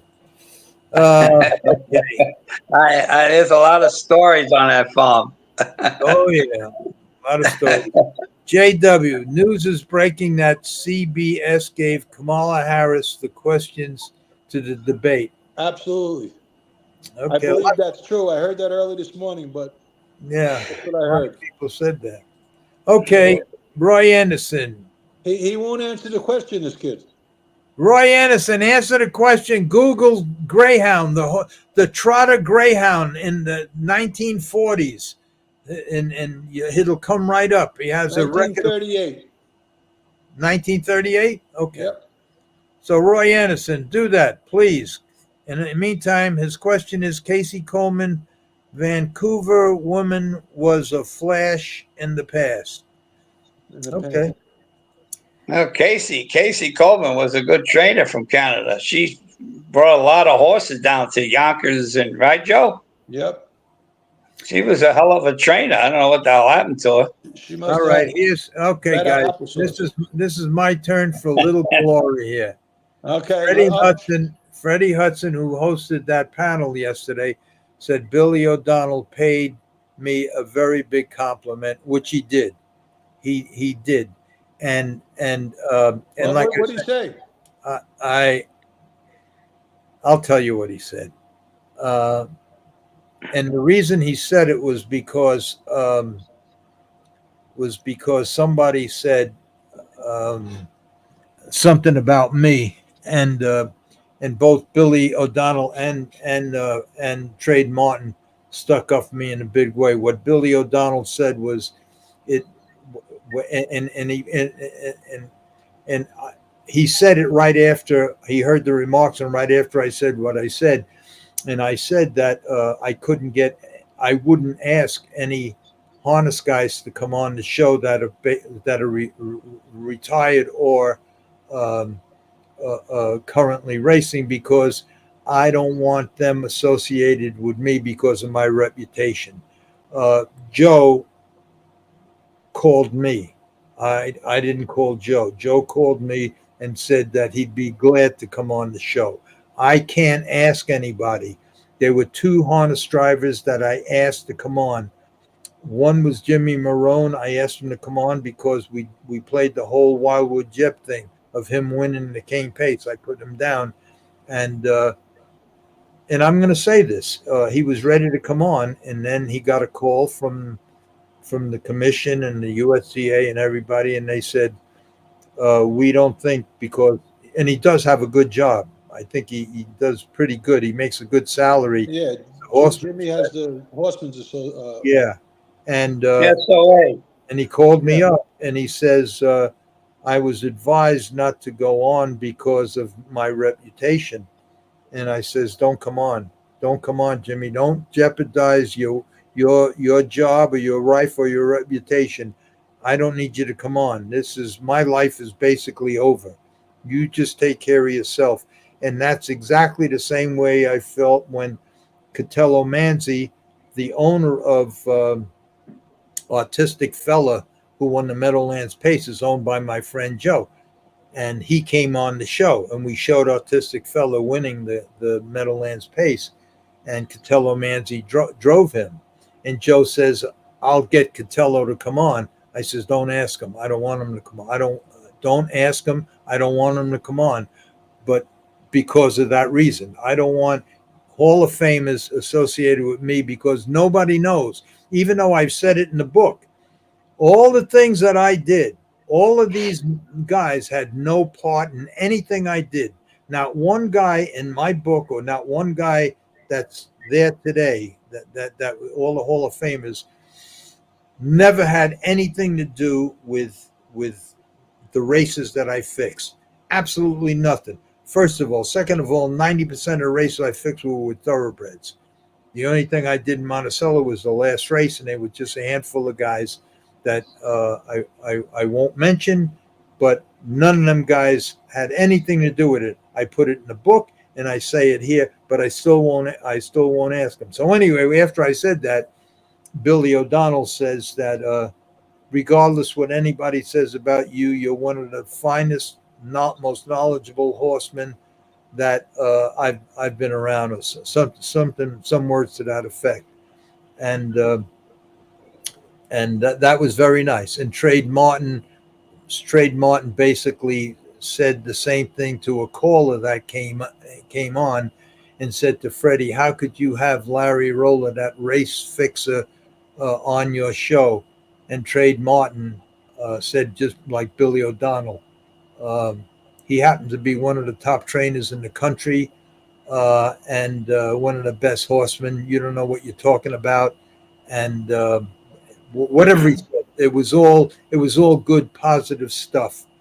I was never going to mention it, but because I don't want anybody ever going back to Billy O'Donnell or to Trade Martin or to anybody and say, how could you? Because if Joe and Ed, you two guys, ever got a call and said to me that, somebody called me up and said, what are you doing on that guy's show? He fixed 1,000 races and everything else, I would be very upset. And I told Freddie today. Freddie called me up and told me about a guy that called after the show that said, how could you have? And I promised the guy, and I promised myself I would never mention his name again. And I'm not going to mention his name again because I promised I wouldn't. But this guy, we had a problem. He was 1,000% wrong.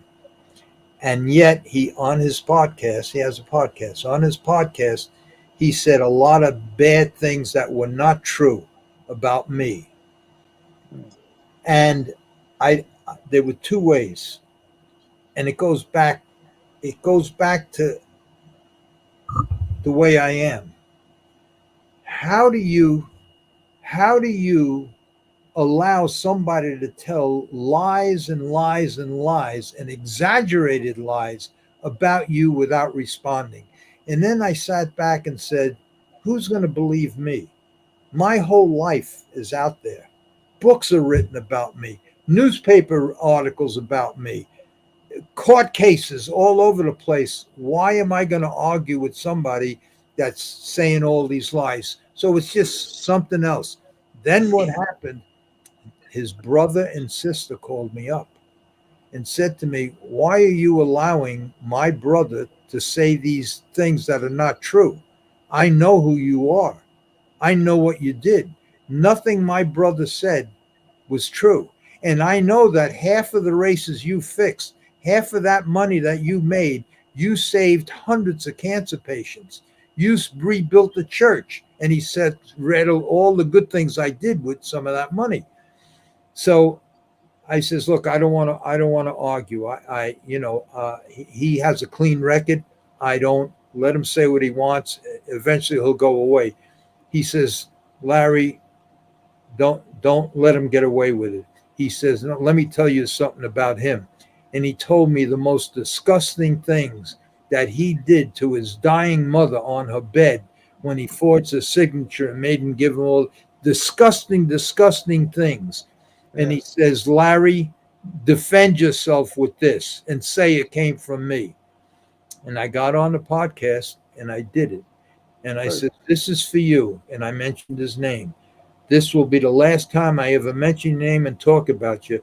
But your own family knows me and told me that everything that you said about me, they want the whole world to know it's none of what you said is true. Now, here's what they told me about you. And I made the whole list of disgusting, disgusting things. And then I ended it by saying, now there's two other things. That as upset as I am about you, I let the courts decide. And you know what them two things are. 2 rape charges. And this will be the last time I talk about you. Now, Freddie calls me this afternoon and he says to me, he says,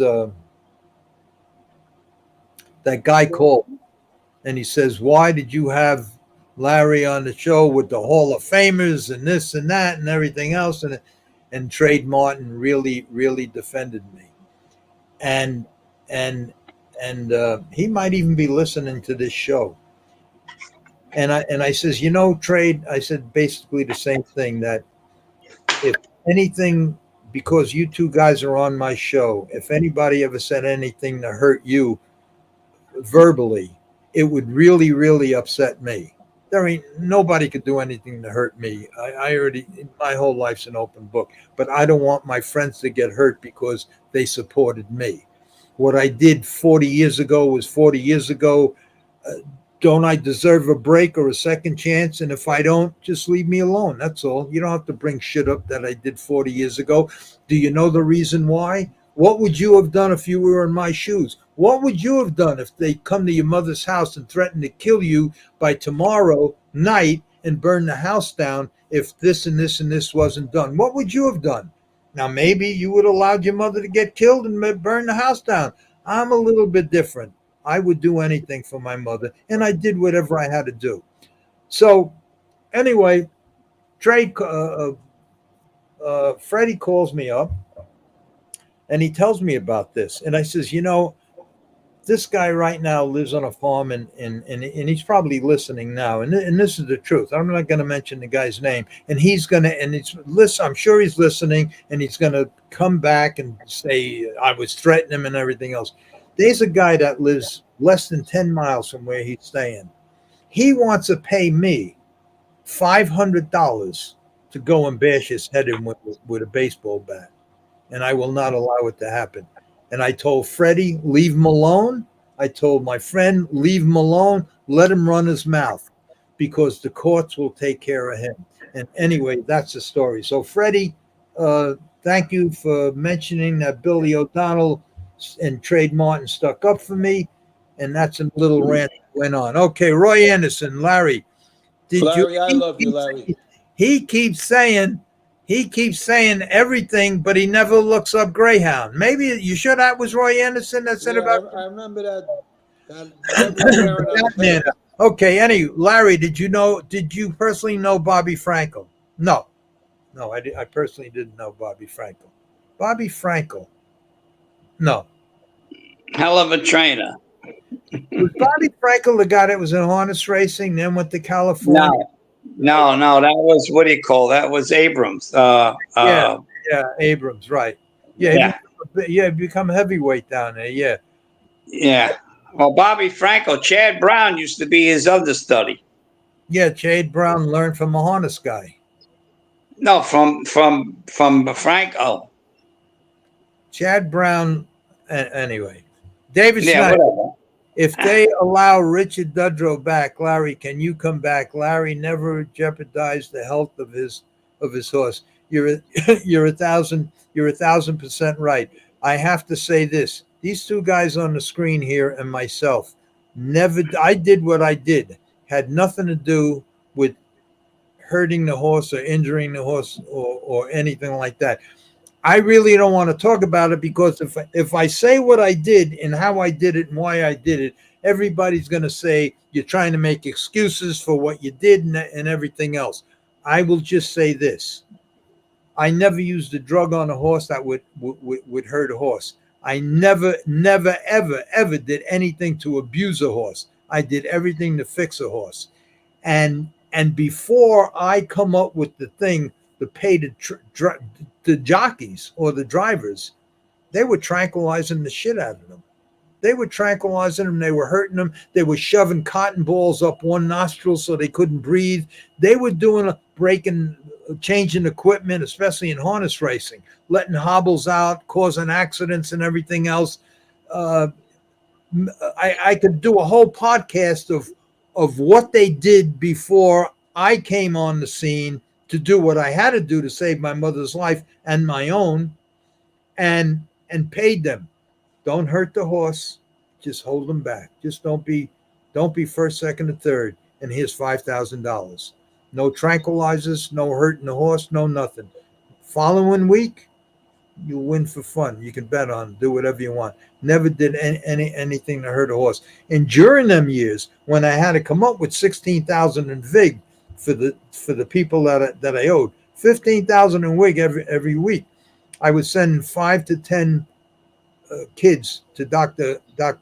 Burton in the Bahamas at $10,000 a pop. I was spending 50, 60, 70,000 a week sending cancer patients to be cured, and they all were cured down there. I rebuilt the church, on and on and on and on. But when I talk about that stuff, which I very, very rarely do, people say I'm making excuses for what I did. So make it. My life is basically over. Say whatever you want to say, and that's it. And I hardly ever talk about it, but I get a little riled up every once in a while.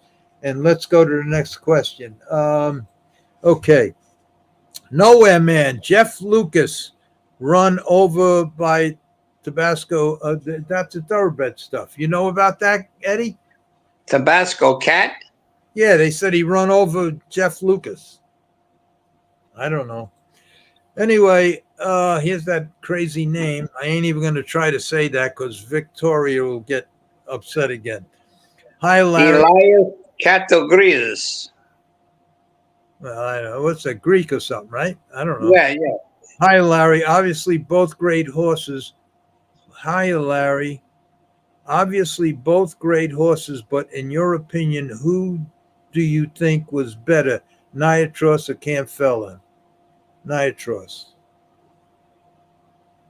Do you know? I'm going to tell you something now. No, I never even told this story.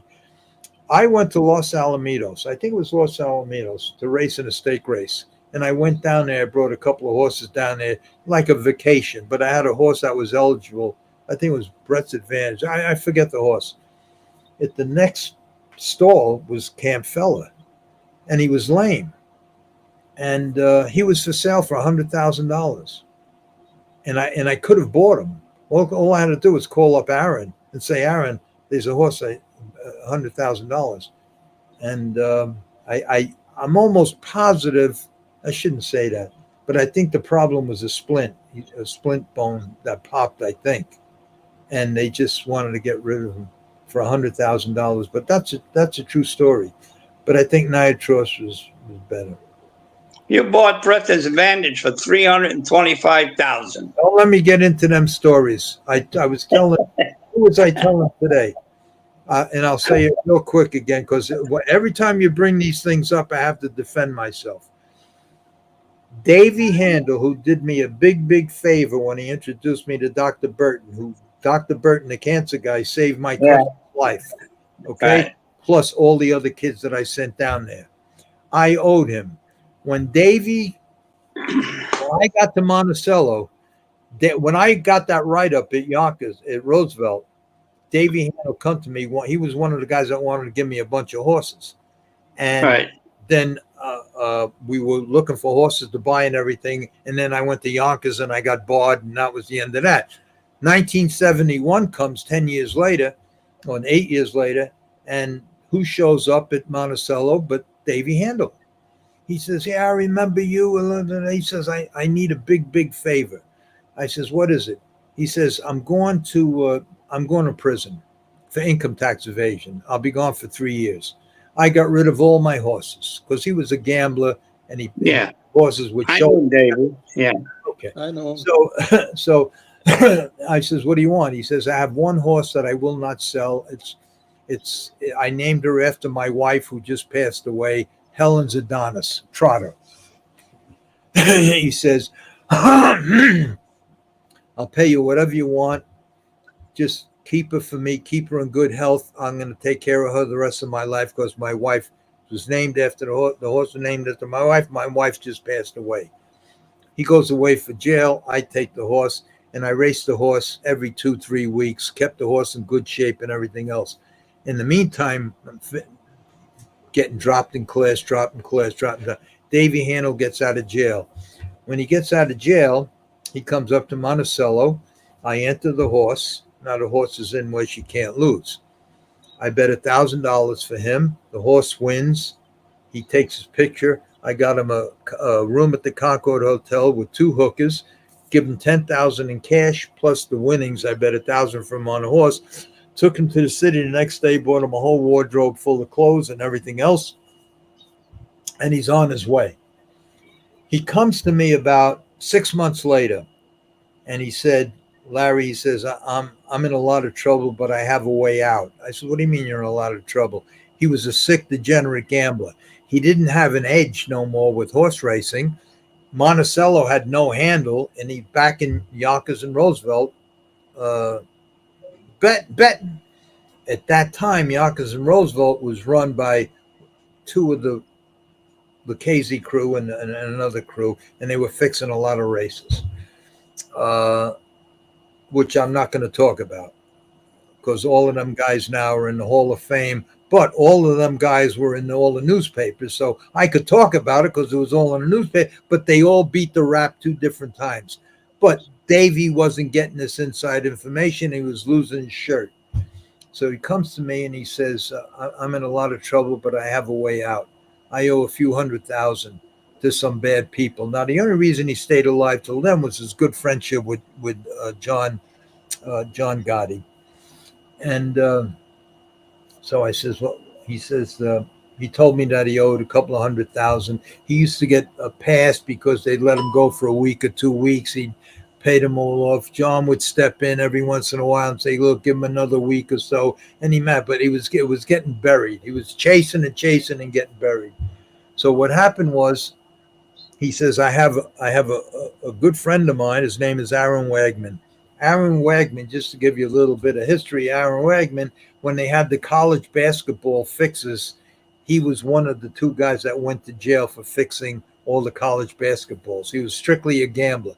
But when he got out of jail, he started a business called Photo Promotions. They were the ones where for $9.95, you take your kid's picture. Then when you go back to pick it up, for $29.95, you could have this. For $59.95, you could have this. And he made, at that time, when Davey introduced me to him, he was out of jail, and he was making right around $80 million a year in cash, because when you first went there, you gave a $9.95. You gave a deposit. It was all in cash. He was in every store, every discount store. The only store he wasn't in, this is another good story, was Kmart. Who was my big owner at the time? Larry Kadish. Kadish owned all the properties that Kmart was his. He was the landlord for Kmart. I got him in. I won't tell that whole story. I will just tell you that was the day when we made that deal up in Detroit where Kmart on. That was the deal. My end was $3 million a year. He gave me the $3 million right up front. We went right to Florida from Detroit, and I bought 2 condos. That's when I spent the $3 million in 2 hours. I spent $3 million. Anyway, back to Davey. So that's the guy he's going to give me. So now he gives me Aaron, and Aaron was the kind of guy where if you had a horse for say $100,000, Aaron would say, see if he'll take $200,000 for all cash. No, normally it's the other way around. You would say, I'm going to pay you cash, take off $20,000 or something. He just had to get rid of the cash. He had so much cash. When he had his house built, he had a walk-in safe that was just full of cash. Don't forget, he was in every store, including Canada and Puerto Rico. His money was unbelievable. He had 3 trailer loads every hour coming, taking these. He put them on a wooden plaque, the picture. And the average sale was for it. Anyway, so now he says, buy whatever you want to buy. Davey says, that's how I can get out of trouble. Let me buy the horses for Aaron. He says, and I can get myself out of trouble by making a commission. Well, he was buying horses for $200,000 and paying $20,000 for them. He was, it was unbelievable. I wound up with $3 million worth of horses that weren't worth $100,000. And finally, what could I say?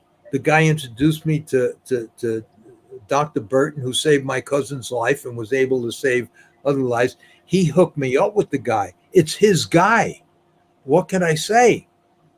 So finally, after about a year, I buy the trotting center. I buy it at Sunshine Meadows. I buy the whole barn for $1 million. And I fill the whole thing up with horses that he's buying for astronomical fees. So I had a house built in Inverary right on the golf course, and he's staying with me for that winter meet. So I told him, I says, Dave, I says, yeah, you have to stop. You have to stop. I says, you're out of trouble now. Aaron spent $3 million on these horses. They're not worth $100,000. I have to race these things. I have trouble. I don't even want to see Aaron anymore. I have trouble looking at him, but he never says nothing. But I just can't look at the guy knowing I'm racing a horse that I put down on the stall application, $100,000 claimer. He can't beat the 10s. I says, you have to stop. The only thing that saved me was in 81, right? The year I win the Cane Pace. Aaron was so happy. He was so happy he won the Cane Pace with Wildwood Jeb that he gave me and Davey a third of the horse. That's when Morty Finder offered me $3 million if he wins the jug, and then we had the accident, but that's another story. But that was Davey Handel. And it was sad because what could I do? I can't stop him because he never stopped gambling. He just had the money. If he'd lose $100,000, he'd buy another horse. He'd buy one for $20,000 and charge the guy Aaron $120,000. And Aaron just okay, pay. Will they take cash? Yeah, pay.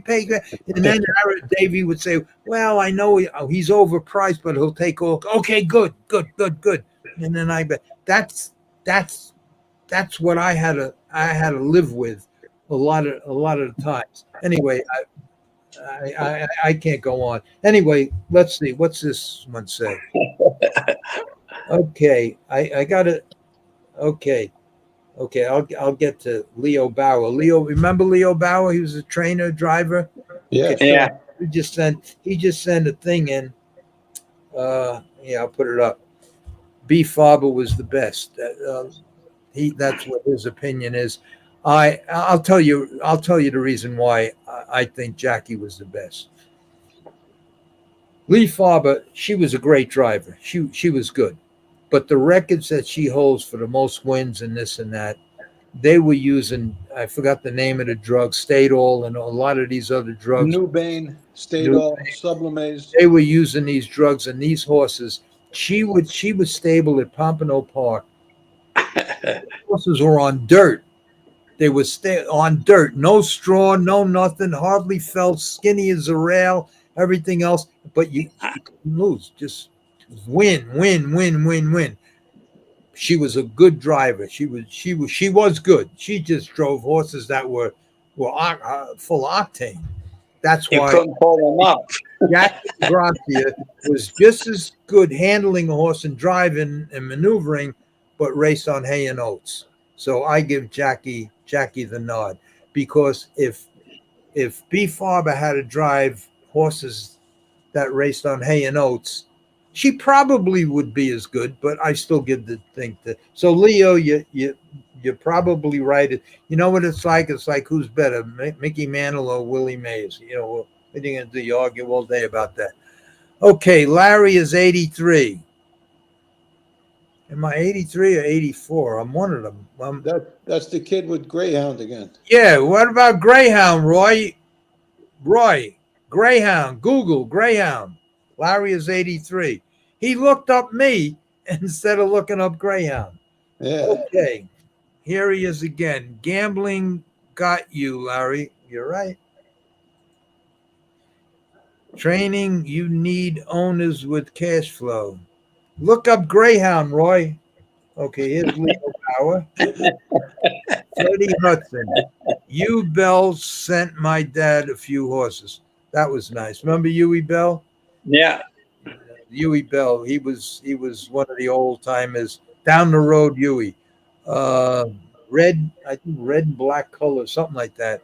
Anyway, he was a nice old guy, all wrinkled up, weather beaten.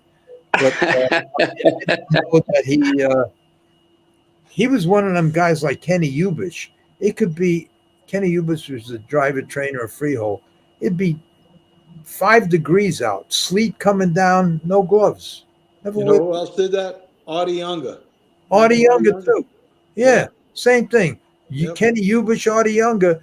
I'd have all kinds of gloves on, and I still get frost. They go out there with no gloves. Unbelievable. Anyway, I didn't know that, Freddie. Huey Bell sent my dad a few horses. That was very nice, but he's probably the only one out of all of them guys. Okay, wait, what's this? This one here.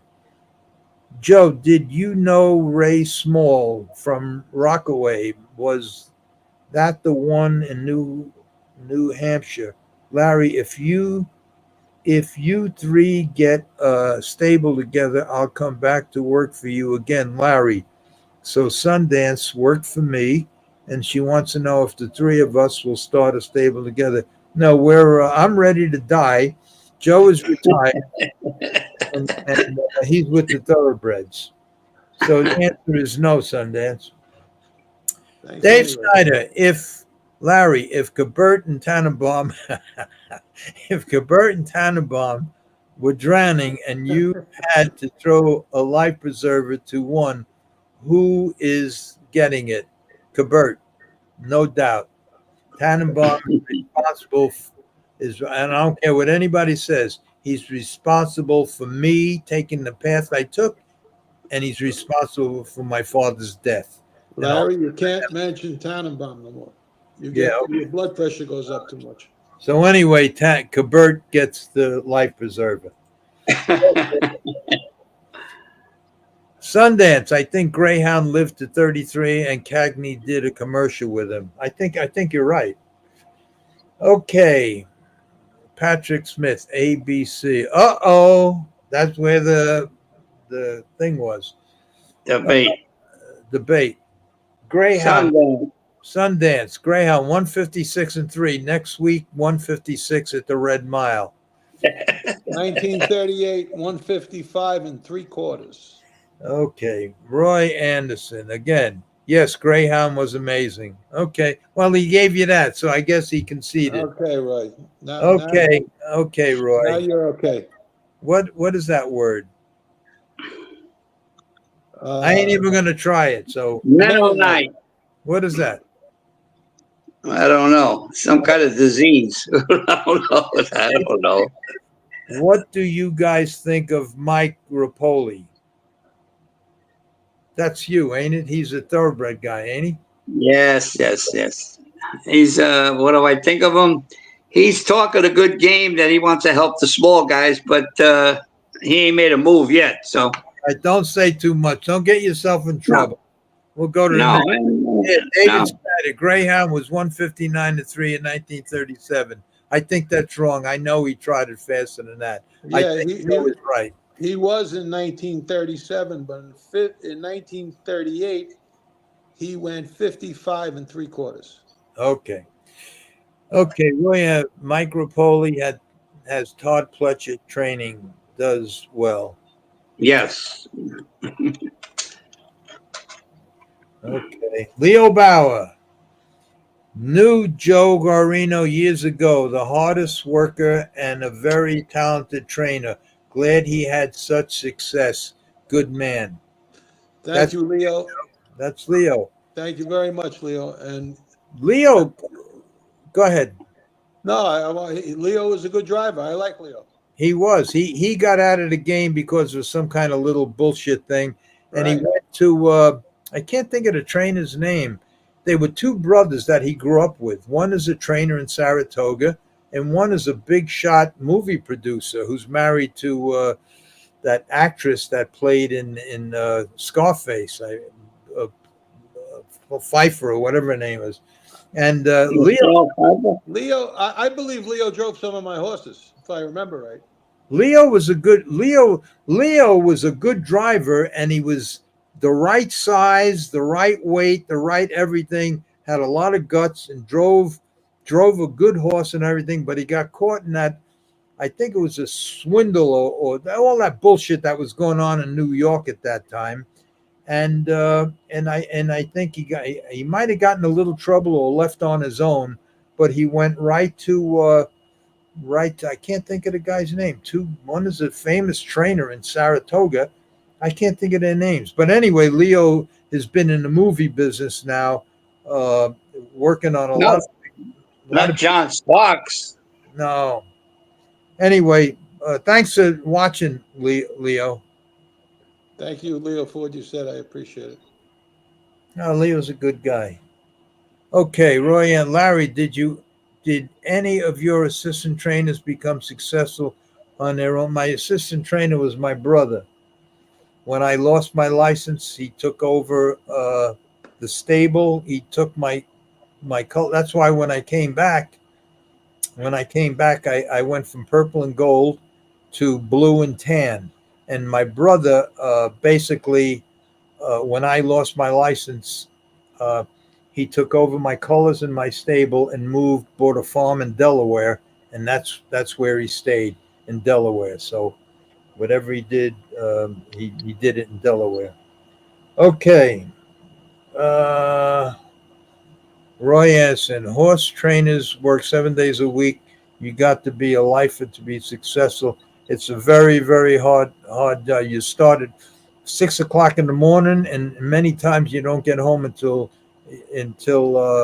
1, 2 o'clock in the morning. It's not 12-hour days, it's sometimes it's 20-hour days, 7 days a week.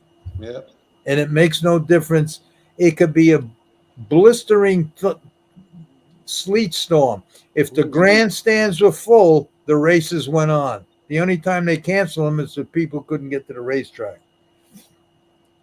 You know, guys, we've been doing this for 2 hours. 2 hours. I can end it anytime you want. Just say, Larry, I'm going to bed. I know you got to get up at 3 o'clock in the morning, and Joe so far looks and but I'll end it anytime you want because these. Let me take a couple more, then we'll end it. Well, Okay. answer the questions, then we'll say goodnight. All right.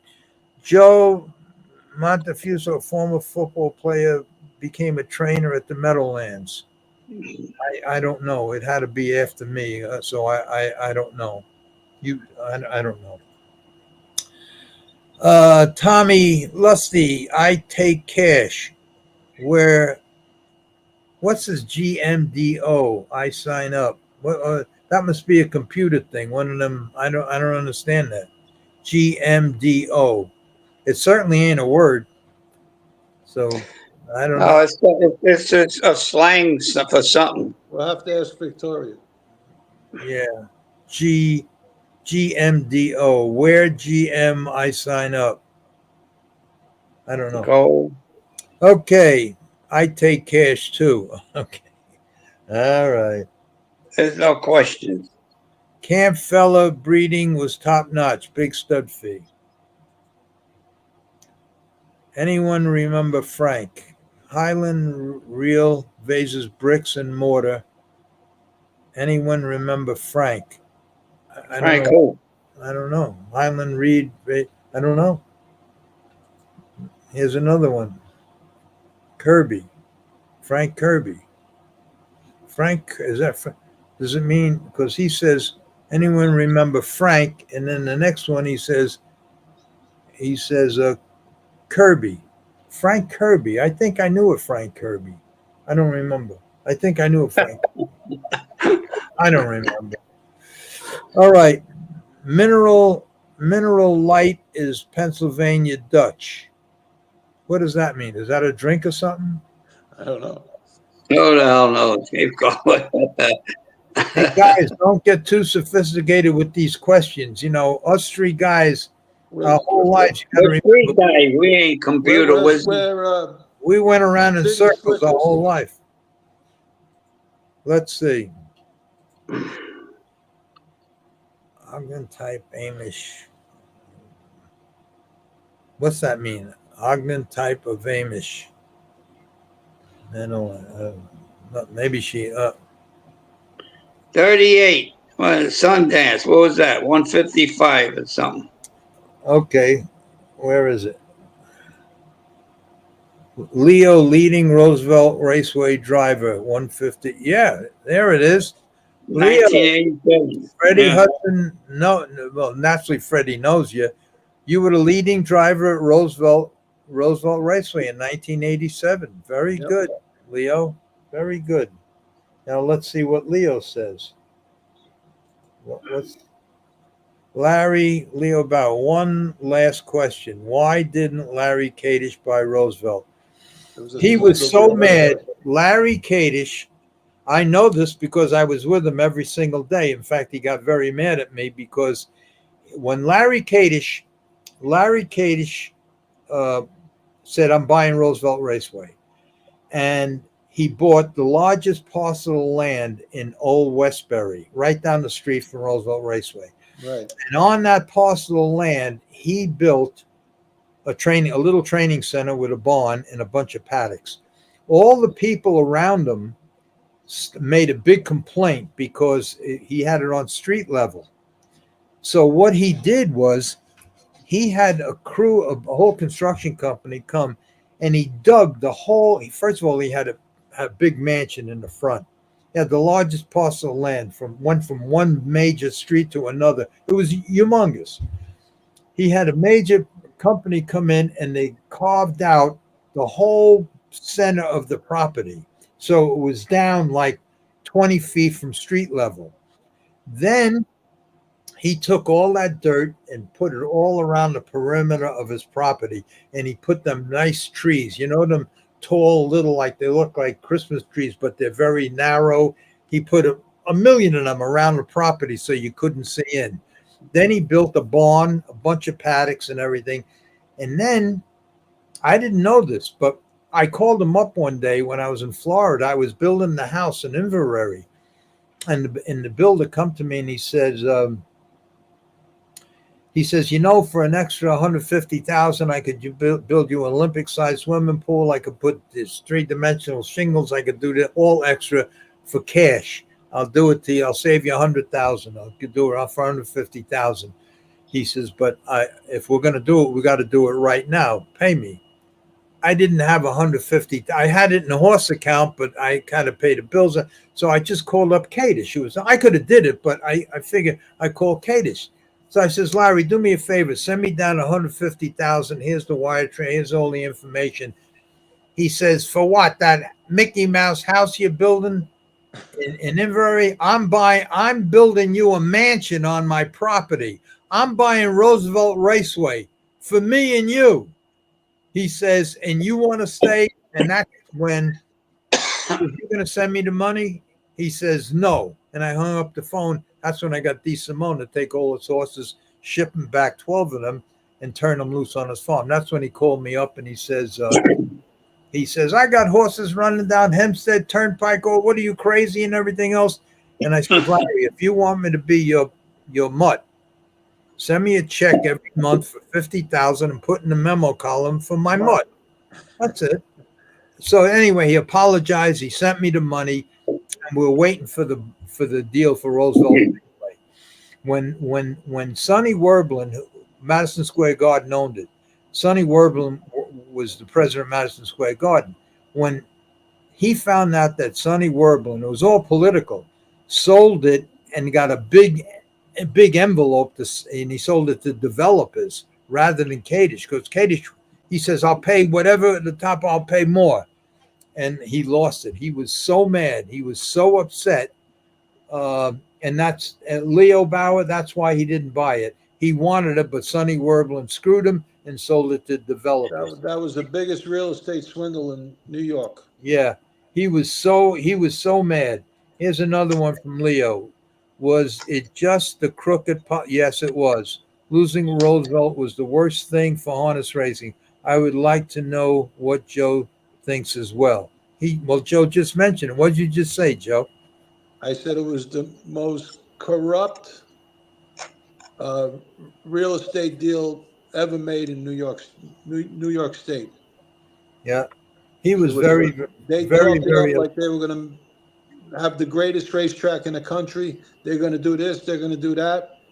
And then within 60 days, there was a big sign on the stable entry where you go into the barn area. All horses must be out within 60 days. That's how we found out. Unbelievable. Anyway, let's go to Alex. Hi, Larry. Hello, Alex. What's this one? Did you race against David Ingram? Yes, I did. Nice guy. I was very good friends with David. Still am. Sundance. Mono is a more modern Amish in Pennsylvania. Sundance, you're getting pretty sharp. Okay, we're almost done. Larry, let these guys go to sleep. You're a slave driver. I know one thing. Joe ain't gonna take my phone calls no more, and neither is Eddie.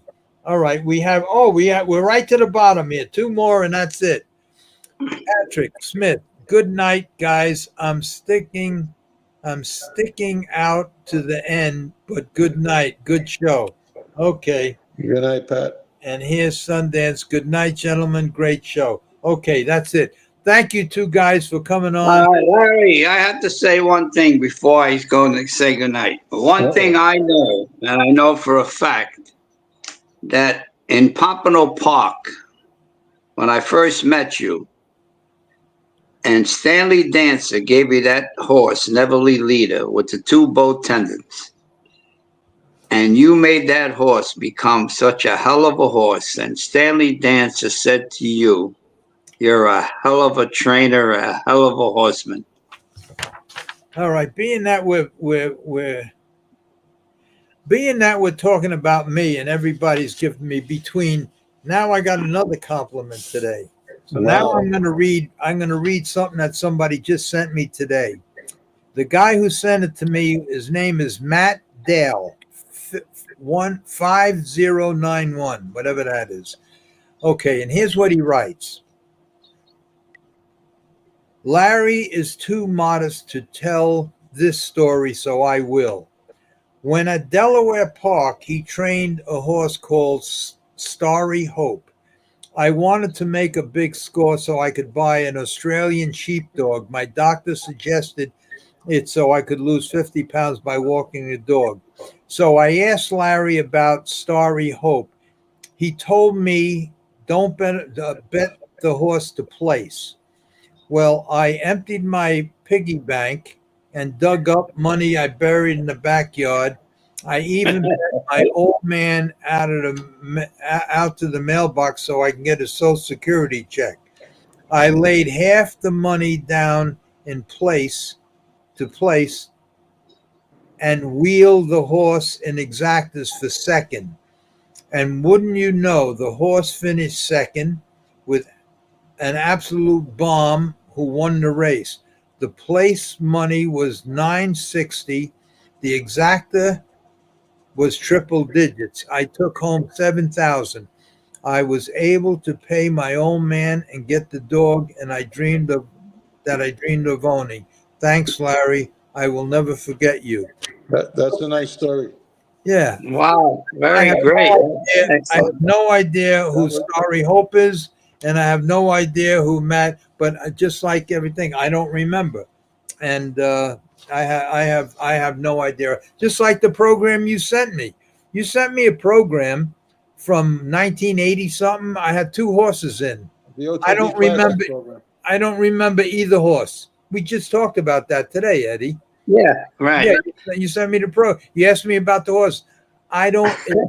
If somebody said, "I'll give you $1 million if you can answer this question," did you ever have a horse called Babes, whatever it was? I would say no. Yeah. I don't remember. Yet there it is on a program. Not only did I have him, I had him for a while. I just don't. Yeah. But anyway, I want to. This guy here, Matt Dale. I thank you very, very much for the nice thing that you said. So anyway, that's it. We're gonna go now, guys. Thank you very, and I promise you, I won't call you for a while. I'm gonna do the next. Call anytime, kid. Yeah, that's not what Joe said. Joe said, "All right, I'll do it tonight," and that's it. But Joe, I know he's only kidding. Joe is he's a really good guy. If I don't talk to you before your father has the operation, I wish him all the best. And Thank you. I appreciate you're doing that. a hell of a thing. Joe's taking care of his father now. Father had a little problem, and he's gone. Plus, he's gone for knee surgery, and Joe is staying with him, and Joe's taking care of him. So I didn't even want to call him until after the operation, but because of this Freddie Hudson thing, I figure I just didn't want to talk about it by myself. So that's Larry, why- don't feel that way, because if I could do it, I will. And I enjoy it. I know think you it's would. good for the business. I really appreciate it, and both of you guys coming on. And right now, I'm going to close Wait this a minute. thing. Do you really appreciate it? I really do. Okay, I just really end do. off. And say- another thing I said, Wait a minute. End off doing my job and say, vote for Trump. If you really appreciate it, you got to say that. oh God, Come on. Let's go. Vote for Trump. Come on, Lon. my I want to hear from Larry. my good friend Joe asked me to do him a favor. He wants everybody to listen to what I have to say, and the message that he asked me to say was vote for Trump. Thank you, Larry. Okay. Now, what was I going to say? Okay. Now I'm going to end this thing, and I think I have to get you guys off the thing first and then end it, or maybe I don't. So anyway, thanks again for coming on. Joe, if I don't talk to you before when's your father's operation? 2 weeks, In 2 24. weeks. If I don't talk to you before then, I wish him all the best. I wish you both all the best. Thank you so Thank much you. for coming on. You're And welcome. I'll talk to you. I'll talk to you when I talk to you. And all you guys that are listening, Freddie Hudson, Leo Bauer, and all the rest of you, thanks for tuning in. Yeah, guys. Thanks All right, for the Larry, nice good words. night. Larry, I'm going to call you when I leave my house at 3:00. So I'll say good night. Yeah. Goodbye, guys. Good night. Good night, everybody.